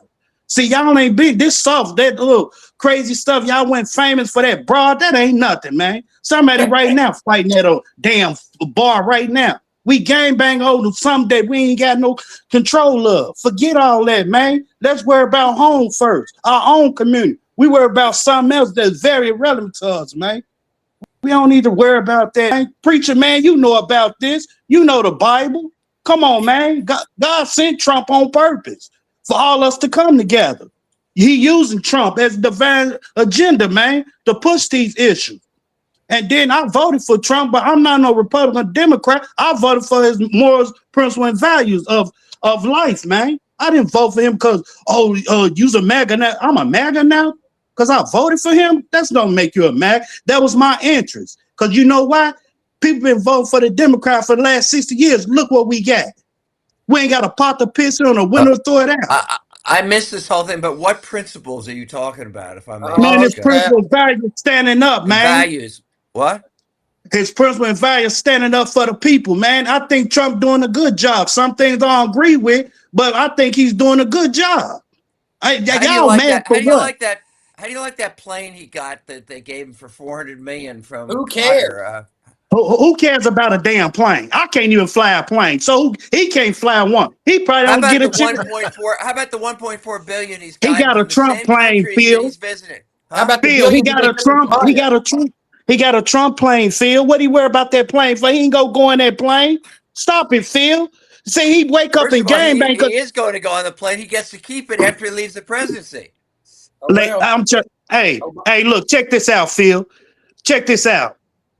He not worried about no plane, man. He got his own plane. What we worry about a plane for? He's worried about a lot of crypto money because he's got about $1 billion. Let me ask you a better question than what Phil is asking you.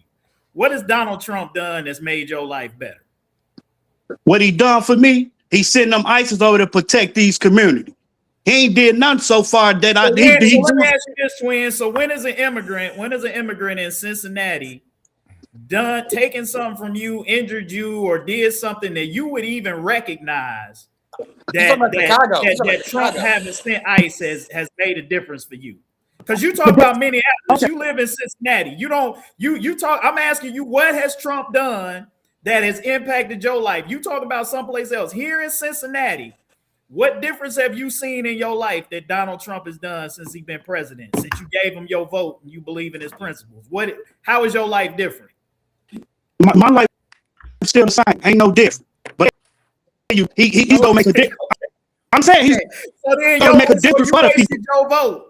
So then you wasted your vote because you still ain't got a pot piss in or a window to go out of it. So he ain't done a damn thing for you. You see how it is. If you don't vote like they vote, you wasted your vote.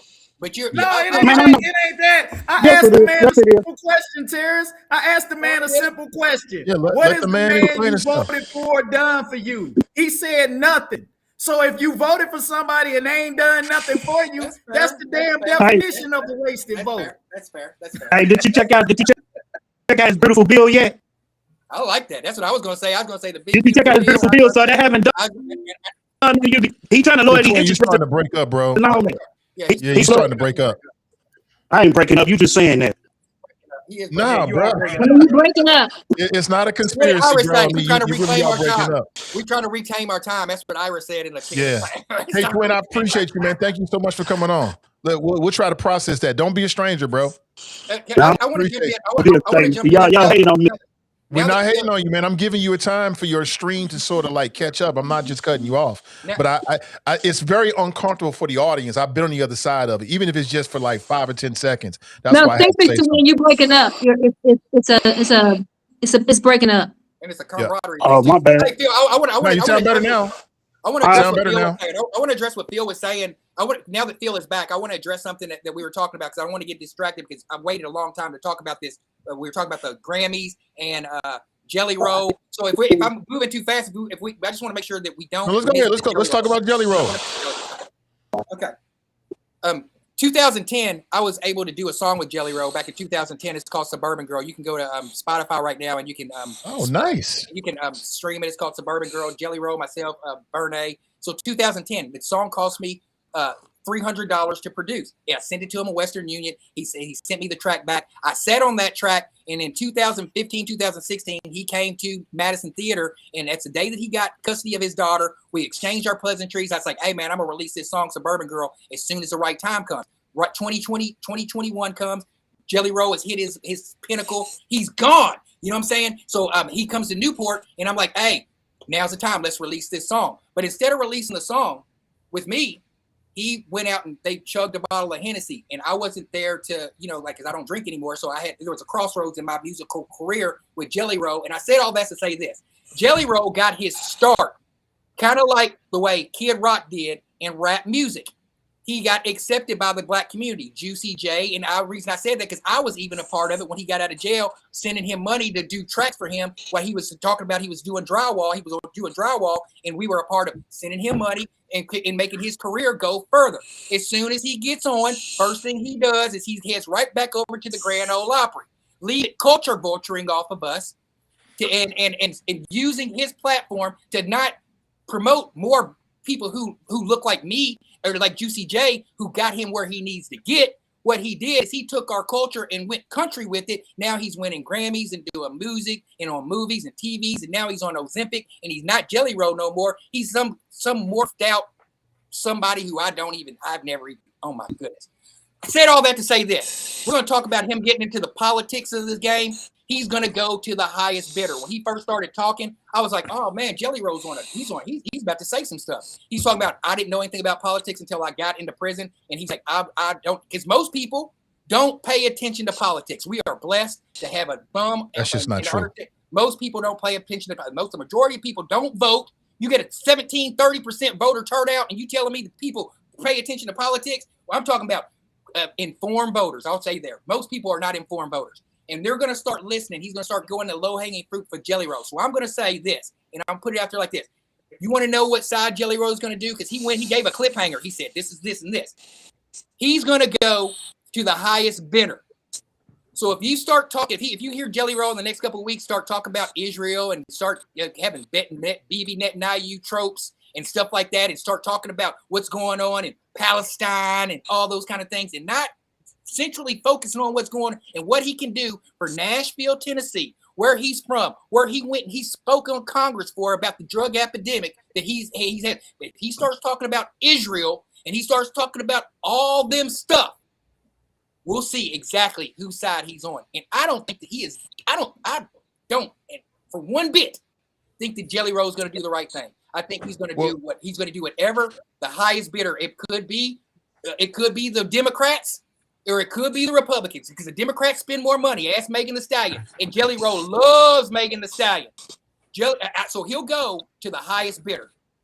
Well, check it. You brought him up. This is what Jelly Roll said at the Grammys, and a lot of people are talking about this as well. Check this out. Believed in this just overweight white trash kid from Tennessee that he was going to figure it out one day, and to be standing up here going, that's my guy, dude, we actually did it.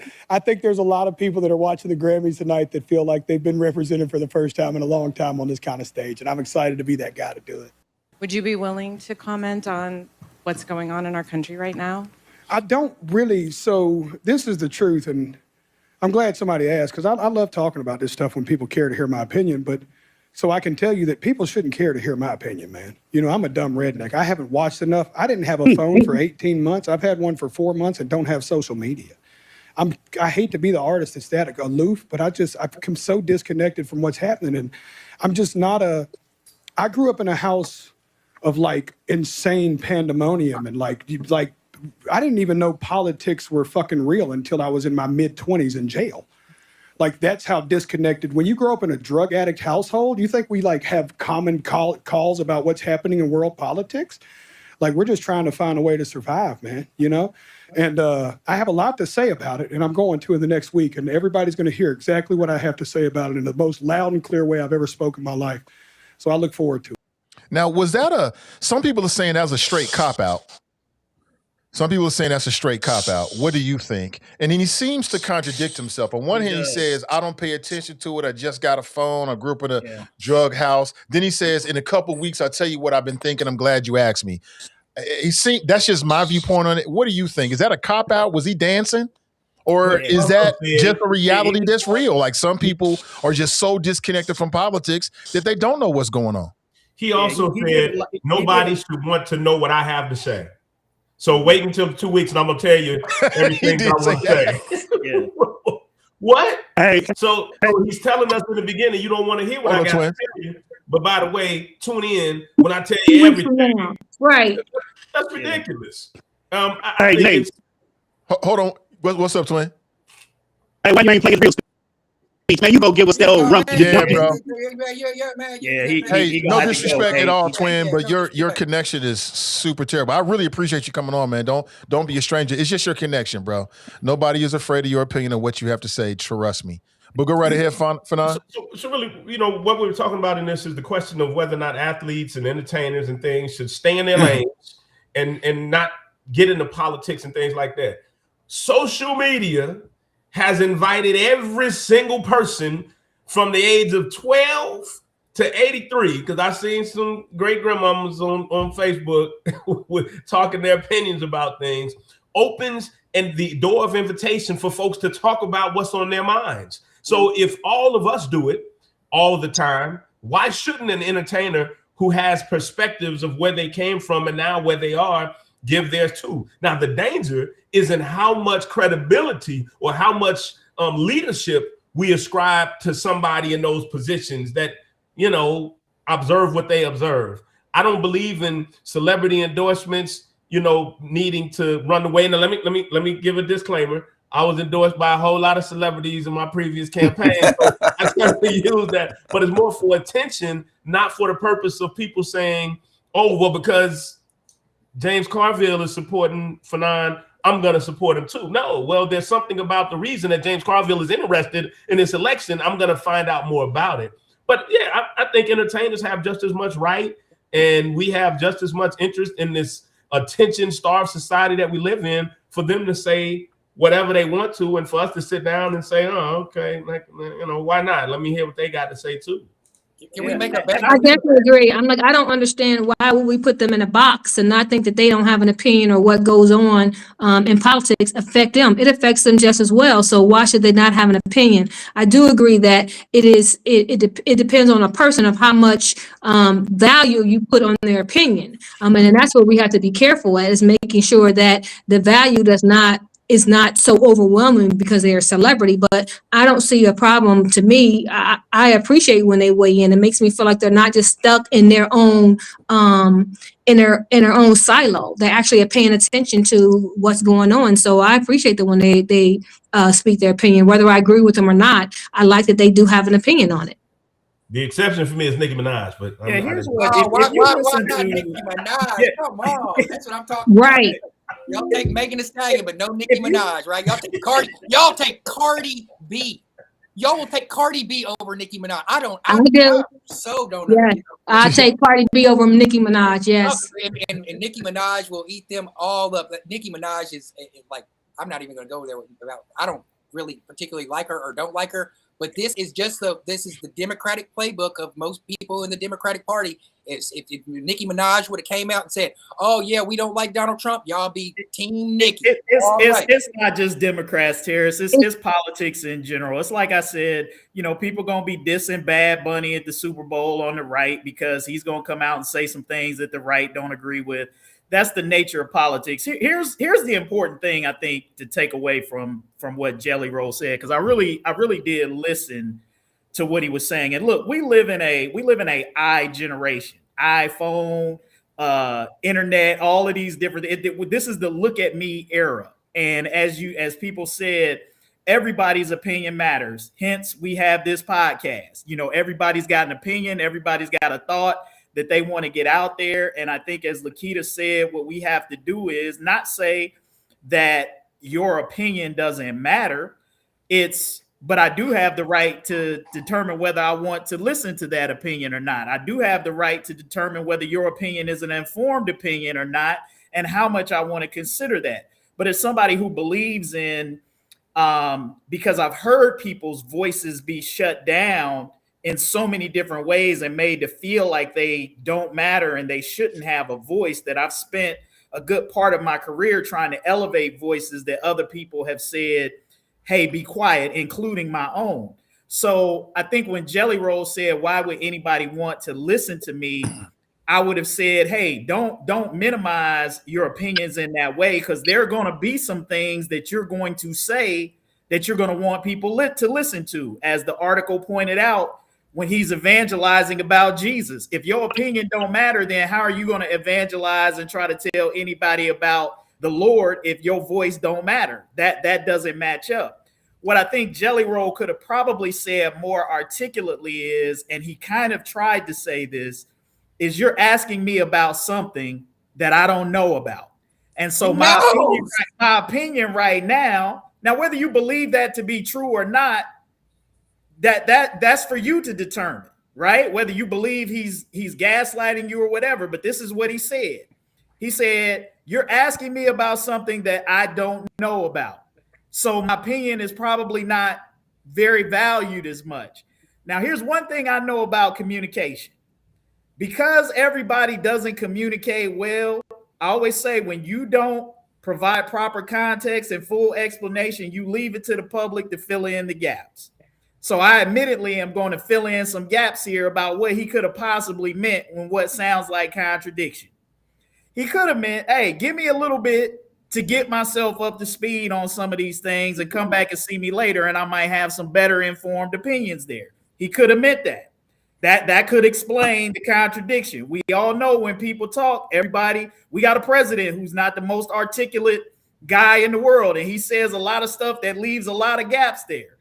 So I think Jelly Roll is somebody who, in what he did say, could have a significant voice in some areas, because he talked about growing up poor, being a criminal, doing all of these different life experiences that he had, and even how he processed politics in the midst of that. That's valuable perspective to help us understand some of those people who are in that 50% that Terrace talked about who don't vote, because Terrace is right. There are more people who don't vote than do vote. And when we talk about majority rule, it's not really majority rule because the majority don't vote. It's the majority of the minority that determines most of the things in our country. So I think Jelly Roll has a perspective that's valuable, but for me to really absorb it, it does have to be, I mean, dude kind of does have to know what he's talking about. And if he don't know what he's talking about, then I quite frankly, I probably don't want to hear his opinions on politics. Okay, let me frame this back up for you, what Jelly Roll just did. He said, oh, I don't know what I'm talking about. But the reality is this man has sat in front of Congress. He has done congressional hearings. He knows politics. He's not stupid. He's playing, oh, yeah, man, you asked me. Give me a couple of weeks. And knowing everything about an issue. There's a difference between knowing politics and being able to speak intelligently about issues. And let me clarify. And that's the problem that we got in our politics is we got a whole lot of people who don't know nothing talking. Okay, and there's a lot of people who do know stuff that who's setting it up for something else. Like somebody said, what's going on in 2 weeks? Why couldn't he just speak it then? I believe that is a setup for something big. Something bigger. I wouldn't be surprised if Jelly Roll, now that he's done with the music thing, jumps into politics because Nashville needs somebody like. So he could probably win because he could turn back on the Nashville, go back to the Black Hood, and be like, you know me, I was here, I used to sell rocks with y'all. You know what I'm saying? I did time with y'all. I could see that being a move for him. But this playing I don't know anything about politics. When I've seen this man sit up in front of Congress and speak eloquently and articulately about the meth and the drug epidemic that has riddled Tennessee. So he's talking about he don't know nothing about politics. But that's a personal issue. But if you get an opportunity, I've been letting you talk. But that's a personal issue for him. That's close to him, so he can speak on it. And this is what I'm saying. You got to listen to what he's saying. Somebody that doesn't know politics would not be in front of Congress. They asked him a general question. They asked him a general question, and he said, "I don't know about that. I'm not going to talk about that." You're talking about politics in general. That covers a broad area. So there are certain things that you can ask me about politically, and I can speak very informed and very eloquently about it. There are other things that you can ask me about some foreign policy things, and I know of the politics, but I'm not intelligent enough or ingrained enough to offer you an opinion. But see, some people, Terrace, will try to fake. It's the dude in the barbershop who always talk. You know, he don't know what he talking about, but he want to try smart. He want to try to be smart and talk about politics and stuff that he ain't got no clue. And you just sitting there looking at him like, fool, shut up, because you don't know what you're talking about. You just talking because you want to be a part of the conversation. And I can appreciate somebody saying, hey, man, I don't know enough about this to offer an opinion. I agree with you. I can appreciate it when it's genuine. But let me share something with you since Phil shared when he became a Republican. Let me share with you the grade and age I was when I became a world champion dodgeball player. I was in the 7th grade. And as a world champion dodgeball player, I know a great dodgeball player when I see one.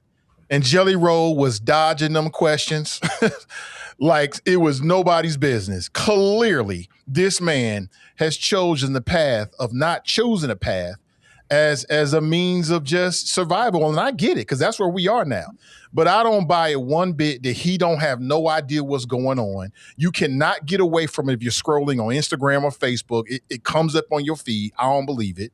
And I would have respected it more if he would have just said, hey, listen, people don't buy my records to hear about my politics. I don't want to go there. I'm an artist. I've heard other entertainers say that. Just keep it real. But the whole I'm a dumb redneck, using his words, not mine, I didn't like it. I thought it was demeaning to the audience.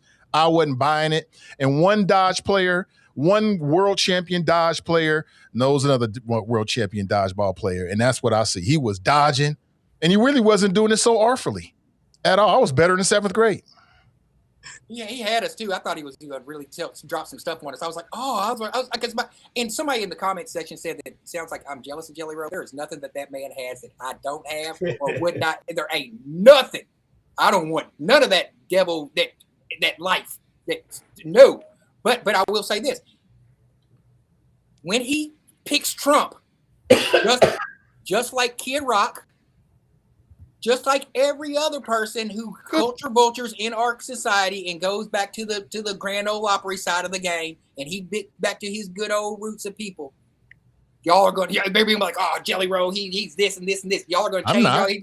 Well, I hope not. But he'll jump into the Nicki Minaj category with most Democrats. But you know what? If he does, he does. That's his right. Just like Nicki Minaj and Snoop, that's his right. They can choose whoever they want to choose. That's their right as Americans. But then the consumers, the audience, can choose whether they want to support them or not. That's just the way it works. Can I ask Kevin a question? You asked me about is it disingenuous to say that you don't know anything about politics when you're asked a direct question? And then, like if I was to say, hey, Kevin, okay. Would you be invited by a congressperson to sit in front of Congress and talk if they didn't think that you knew and had your foot and your finger on the litmus test of politics? Or do you think that was just an isolated issue? They were like, oh, we're going to get Jelly Roll to go speak in front of Congress.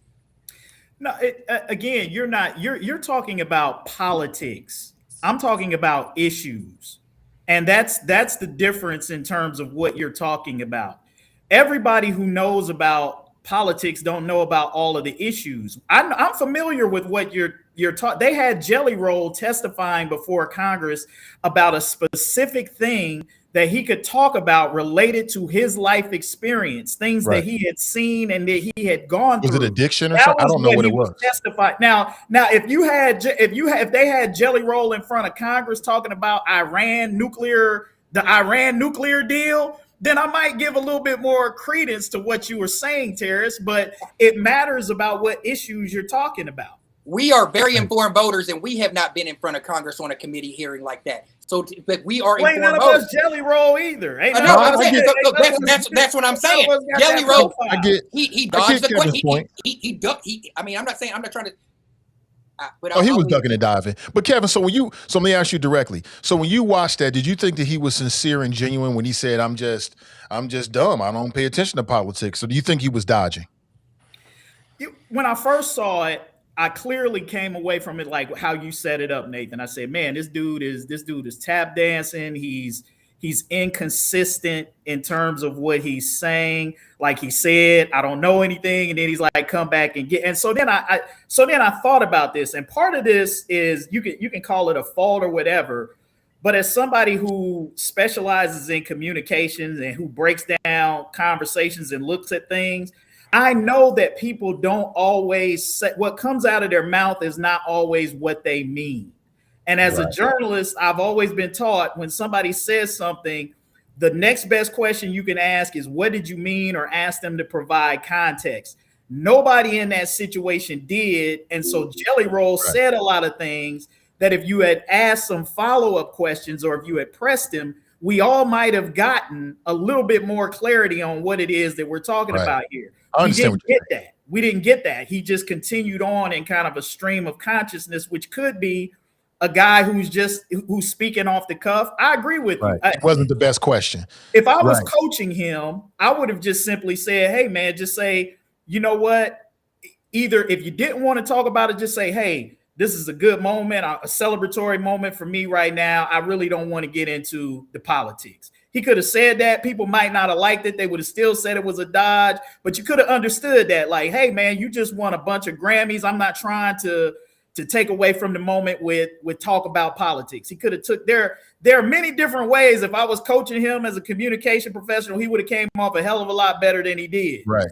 But I know how just average people are who are just talking. And so that's why I maybe look at it a little bit differently than that. All right. No, it's hitting me. What you're saying is hitting me. Yeah. Okay. So maybe I'll back a little bit and give Jelly Roll some space.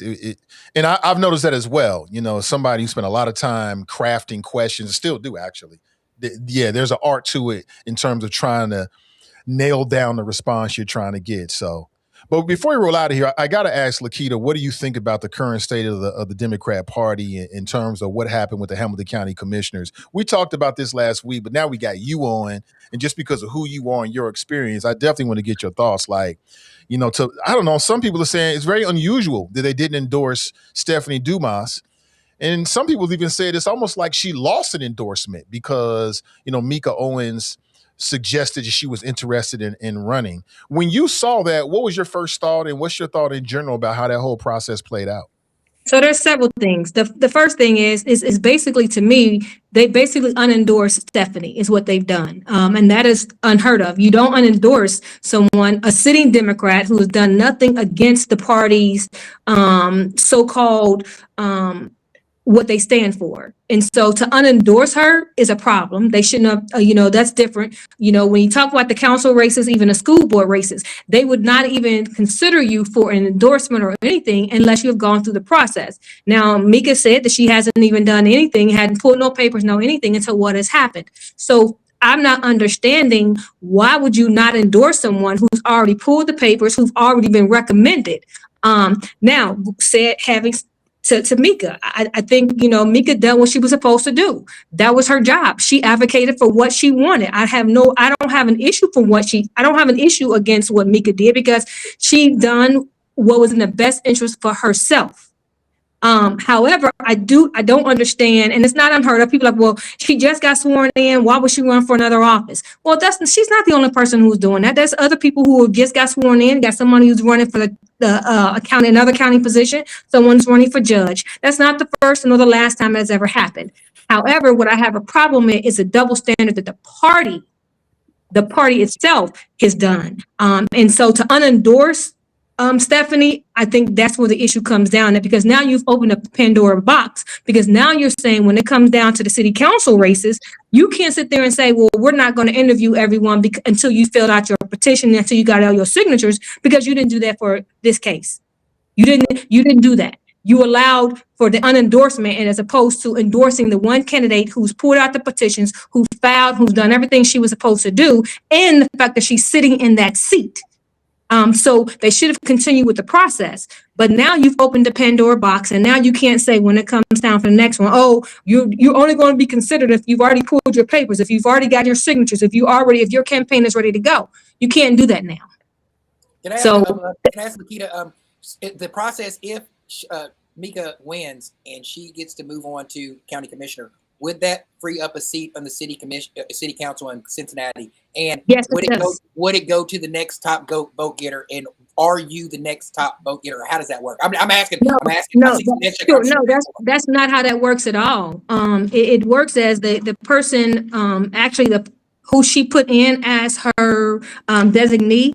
They get to make that choice. You have to understand, Nolan got in that seat, and he was definitely not the next person in line to get that seat.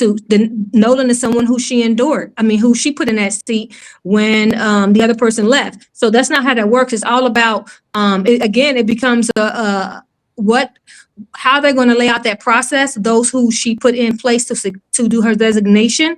And how big of a part she's going to play. So when I left council, I only put in one person to be my designee, and that was Cecil Thomas. I put him in because I knew that he would also understand my values for my seat and what I was looking for. And so we had a conversation of who I was looking for and the things that was important to me. And so we went from there, and we figured out. And I went, and actually I played a part because I talked to those people who was going to take my seat. Now, here's where I had Stephanie. Stephanie, you do have a problem with Mika, because I'm going to tell you, Mika is a good campaigner. No matter what you think about her, she can run a campaign. That's just like, Alicia runs a great campaign. There are some people who are good campaigners. Mika speaks very well. She will also know the issues. She doesn't get rattled.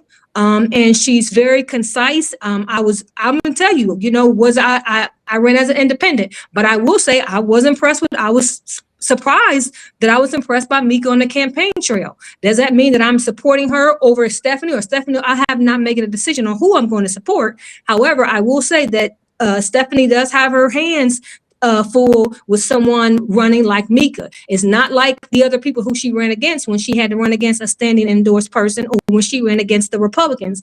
Mika's not that person. So Stephanie has to get her ducks in a row. I have a problem that she's going to be spending money. They're going to have to spend a lot of money in in this race in its primary, that's an issue. I do have you making that person spend money in the primary that they're going to need, and you might open up the doors for a Republican to get in for the county commissioner. So that's what we have to be careful at.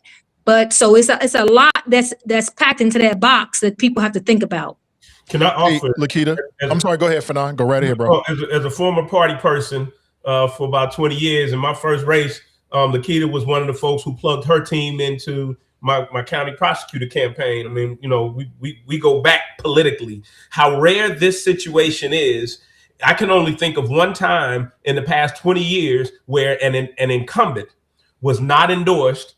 Oh, and in fact, it was Jim Neal who was not endorsed. And not only was he not endorsed, they endorsed Charmaine McGuffey in the primary. And that's the last and only time I can think of in Democratic politics in Hamilton County since 2004, I've been involved, where they did not endorse an incumbent and in fact either left it alone or endorsed the opponent in the primary. This is a rare occasion.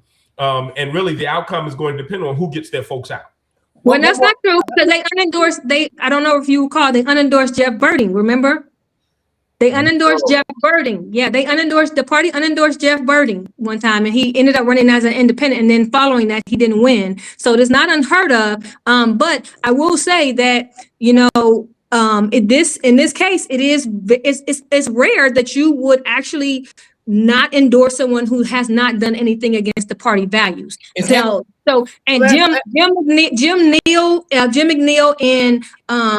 and Jeff Birding, to them, they felt like they were doing things against the party and their stand. So that's what had happened. Whereas Stephanie has not done anything against where the stands and the issues that the party supports. Stephanie has not done anything against those. So that is what makes it rare. Not the fact that they unendorsing, but because they've done it with the two.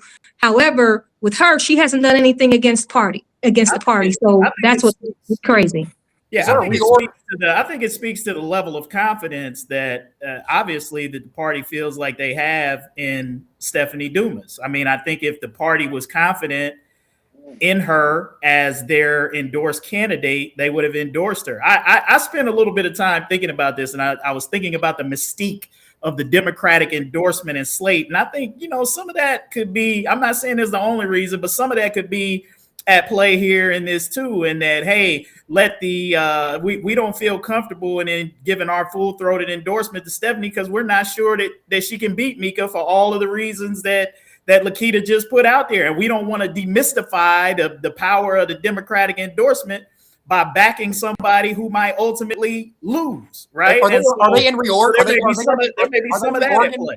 Are they reorging? Is Hamilton County Democratic Party, are they reorging anytime soon? Are they doing it in between this cycle right here, or are they already reorged for the next? When is their reorganization? Does anybody know that?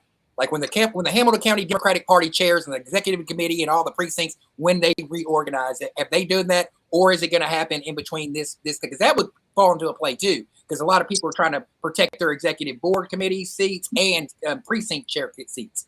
So what's going on now? There is precinct executives are up now. The precinct executive, the last date for filing for a precinct executive is actually tomorrow at 4:00. So that is happening where you have to file for, in all the precincts, filing for the precinct executive, who are the ones who make a decision on endorsement. However, this process is already that process is already gone. So they're not even going to vote on that until after the primary. That's when your precinct executives are voting on doing that primary. So, but that's where the problem is. So the reorganization is going to come after the primary. Hey, Lakita, do you think that this would have happened to, or the party would have done this to? Because that's the way that I saw it on Facebook. Somebody posted this way, and I thought, okay, I'll bring it up. Do you think that the party would have done this to either Driehaus or Alicia Reese? And if not, why? What's so different about Stephanie? So no. I mean, I think what's different is the fact that Mika campaigned, you know what I'm saying? And so Mika didn't leave it up to the precinct executive. What would have happened is Alicia, who's a great campaigner, would have made sure that she took the matters in her own hands. She wouldn't have not have left it just for the parties to be. She would have actually done the same thing that Mika did. She called precinct executives and got them there to the vote. And Alicia would have did the same thing. Alicia would have organized the people and got them to that meeting. She would have done what Mika did. Mika organized the people, which she had a right to, and she organized them and got those people who were going to vote to be there. And Alicia would never have left it up for chance. She would have made sure that she would have gotten her people there and they would have voted. And so that wouldn't have happened because Alicia, there's a difference. Alicia plays chess, not checkers. Same thing with Driehaus. You think Driehaus would have mobilized her people the same way? I can't say that. I just think her people would have stood. I think they would have stood there. I don't think that would have happened. I think there would have been more people speaking up because of the Driehaus machine. You have to think there's a huge there, and in every election, there's always been a Driehaus on the ballot. There has not been no Driehaus not on the ballot, no matter if the county, the city, whatever. Just this past election, there was two Driehauses on the ballot. So that would have been different. Just Mika was working behind the scenes, and she outmaneuvered Dumas in this point. And Dumas should have been making sure. I think she because there was a recommendation from the interviewing committee. I think she just relied on that to go through. Where Mika said, "No, I'm going to campaign and I'm going to work behind the scenes." And I think had Dumas would have worked behind the scenes, then the outcome could have been different. But and I think that's where that came out. But there would have been, I can't say what Driehaus would have done, but I know for a fact there would have been no way that would have happened with Alicia, because Alicia would have made sure she got her own people there. So for you, this is less about the party and more about what was happening by the particular candidates behind the scenes and mobilizing people for their side. Is that what you're saying? I think it's both. I think it is. I think the party opened up the door for that to happen, but I think things were happening. I think Mika just campaigned, and that's a testament. Her campaigning to make sure that there was no endorsement is a testament how this primary election is going to go down. Mika's going to campaign, and she's a strong campaigner. She's going to research the issues. She knows the issues, and she knows how to articulate them and speak them well. One thing I noticed on the campaign trail, Mika did not get rattled when there was times for her people that she ran on the campaign trail with her counterparts. They would get rattled when we would say something and we were the ones that were running against them. They would get rattled. We rattled them. They didn't know. They would fumble over their speeches and things like that. Mika stayed on message. And she moved forward, and that's what Stephanie has to think about. And so Stephanie's going to have to really campaign. She's really going to have to get out there. She cannot rely on her comfort zone. And yes, I understand that she's beat some Republicans like Monzel and them. But let me be clear with you, Monzel and the other Republicans that she ran against and she beat are not a strong campaigner as Mika is. So Mika's going to campaign, but I tell Stephanie that she needs to step her game up and she needs to get out there and not rely on the party, but she's going to have to rely on her strengths and be out there everywhere, because Mika's going to be out there everywhere and she needs to be everywhere. And that's what the difference is. Here's what I think we can't lose sight of is this is a good thing for the people. This is a good thing for the voters. I think the non-endorsement is a good thing for the voters. My issue with this has been, a lot of what we're talking about is internal Democratic Party politics, and I understand why it matters, because the Democratic Party is the party of choice right now in the city of Cincinnati and in Hamilton County, and so it does matter. But when I think it comes down to this, when you know that primarily your primary election is the election, just like we see in some other places with Republicans, the primary is what matters.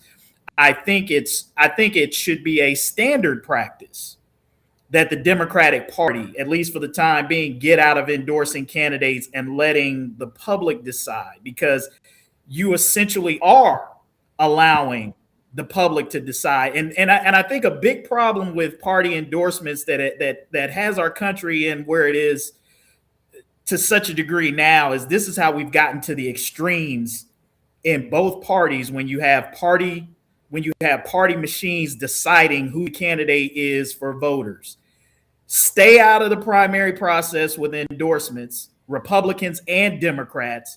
and let these people run against each other. I'm looking forward to this campaign between Mika and Stephanie Dumas because the cream will rise to the crop. I'm hoping these two women debate a lot. Don't just do one debate, do a bunch of debates from people that are asking, stand up, answer tough questions. Let's challenge the ideas together and find out who really is the better commissioner. You know, let's have Stephanie Dumas step up and not just tell people that she's done a good job, but stand on your record and defend it and have that being challenged by your opponent.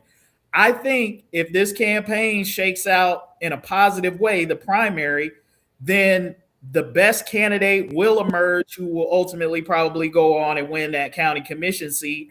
And so from a practical standpoint, I'm not mad they didn't endorse, but I do have to call out, as Fanon and Lakita have said, what they've done is unprecedented. And if you're going to say, hey, let the people decide in this case, then unless you've just got some outrageously unqualified candidate running, or you got a bunch of uncontested seats, then let that be the standard moving forward for your primaries. Let the voters decide and don't put your thumb on the scale with an endorsement.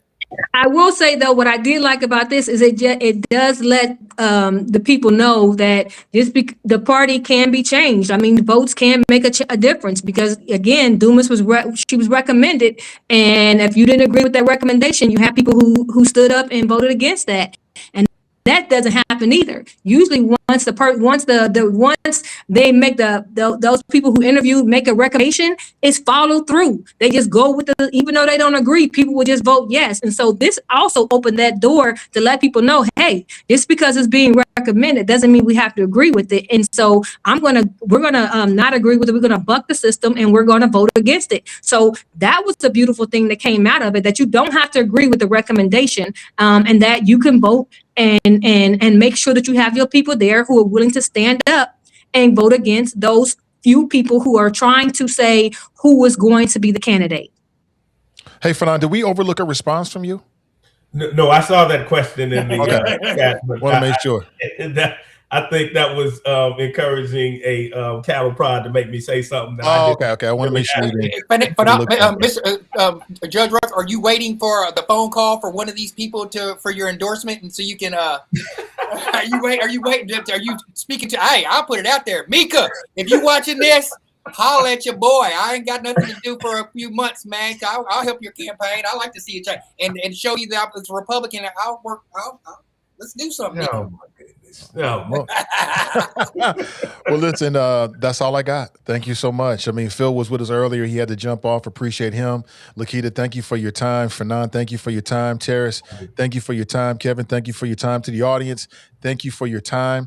We're planning on being back on Friday at 1 p.m. and check us out then. Until then, have a good rest of your day. Enjoy the weather. Great show, guys.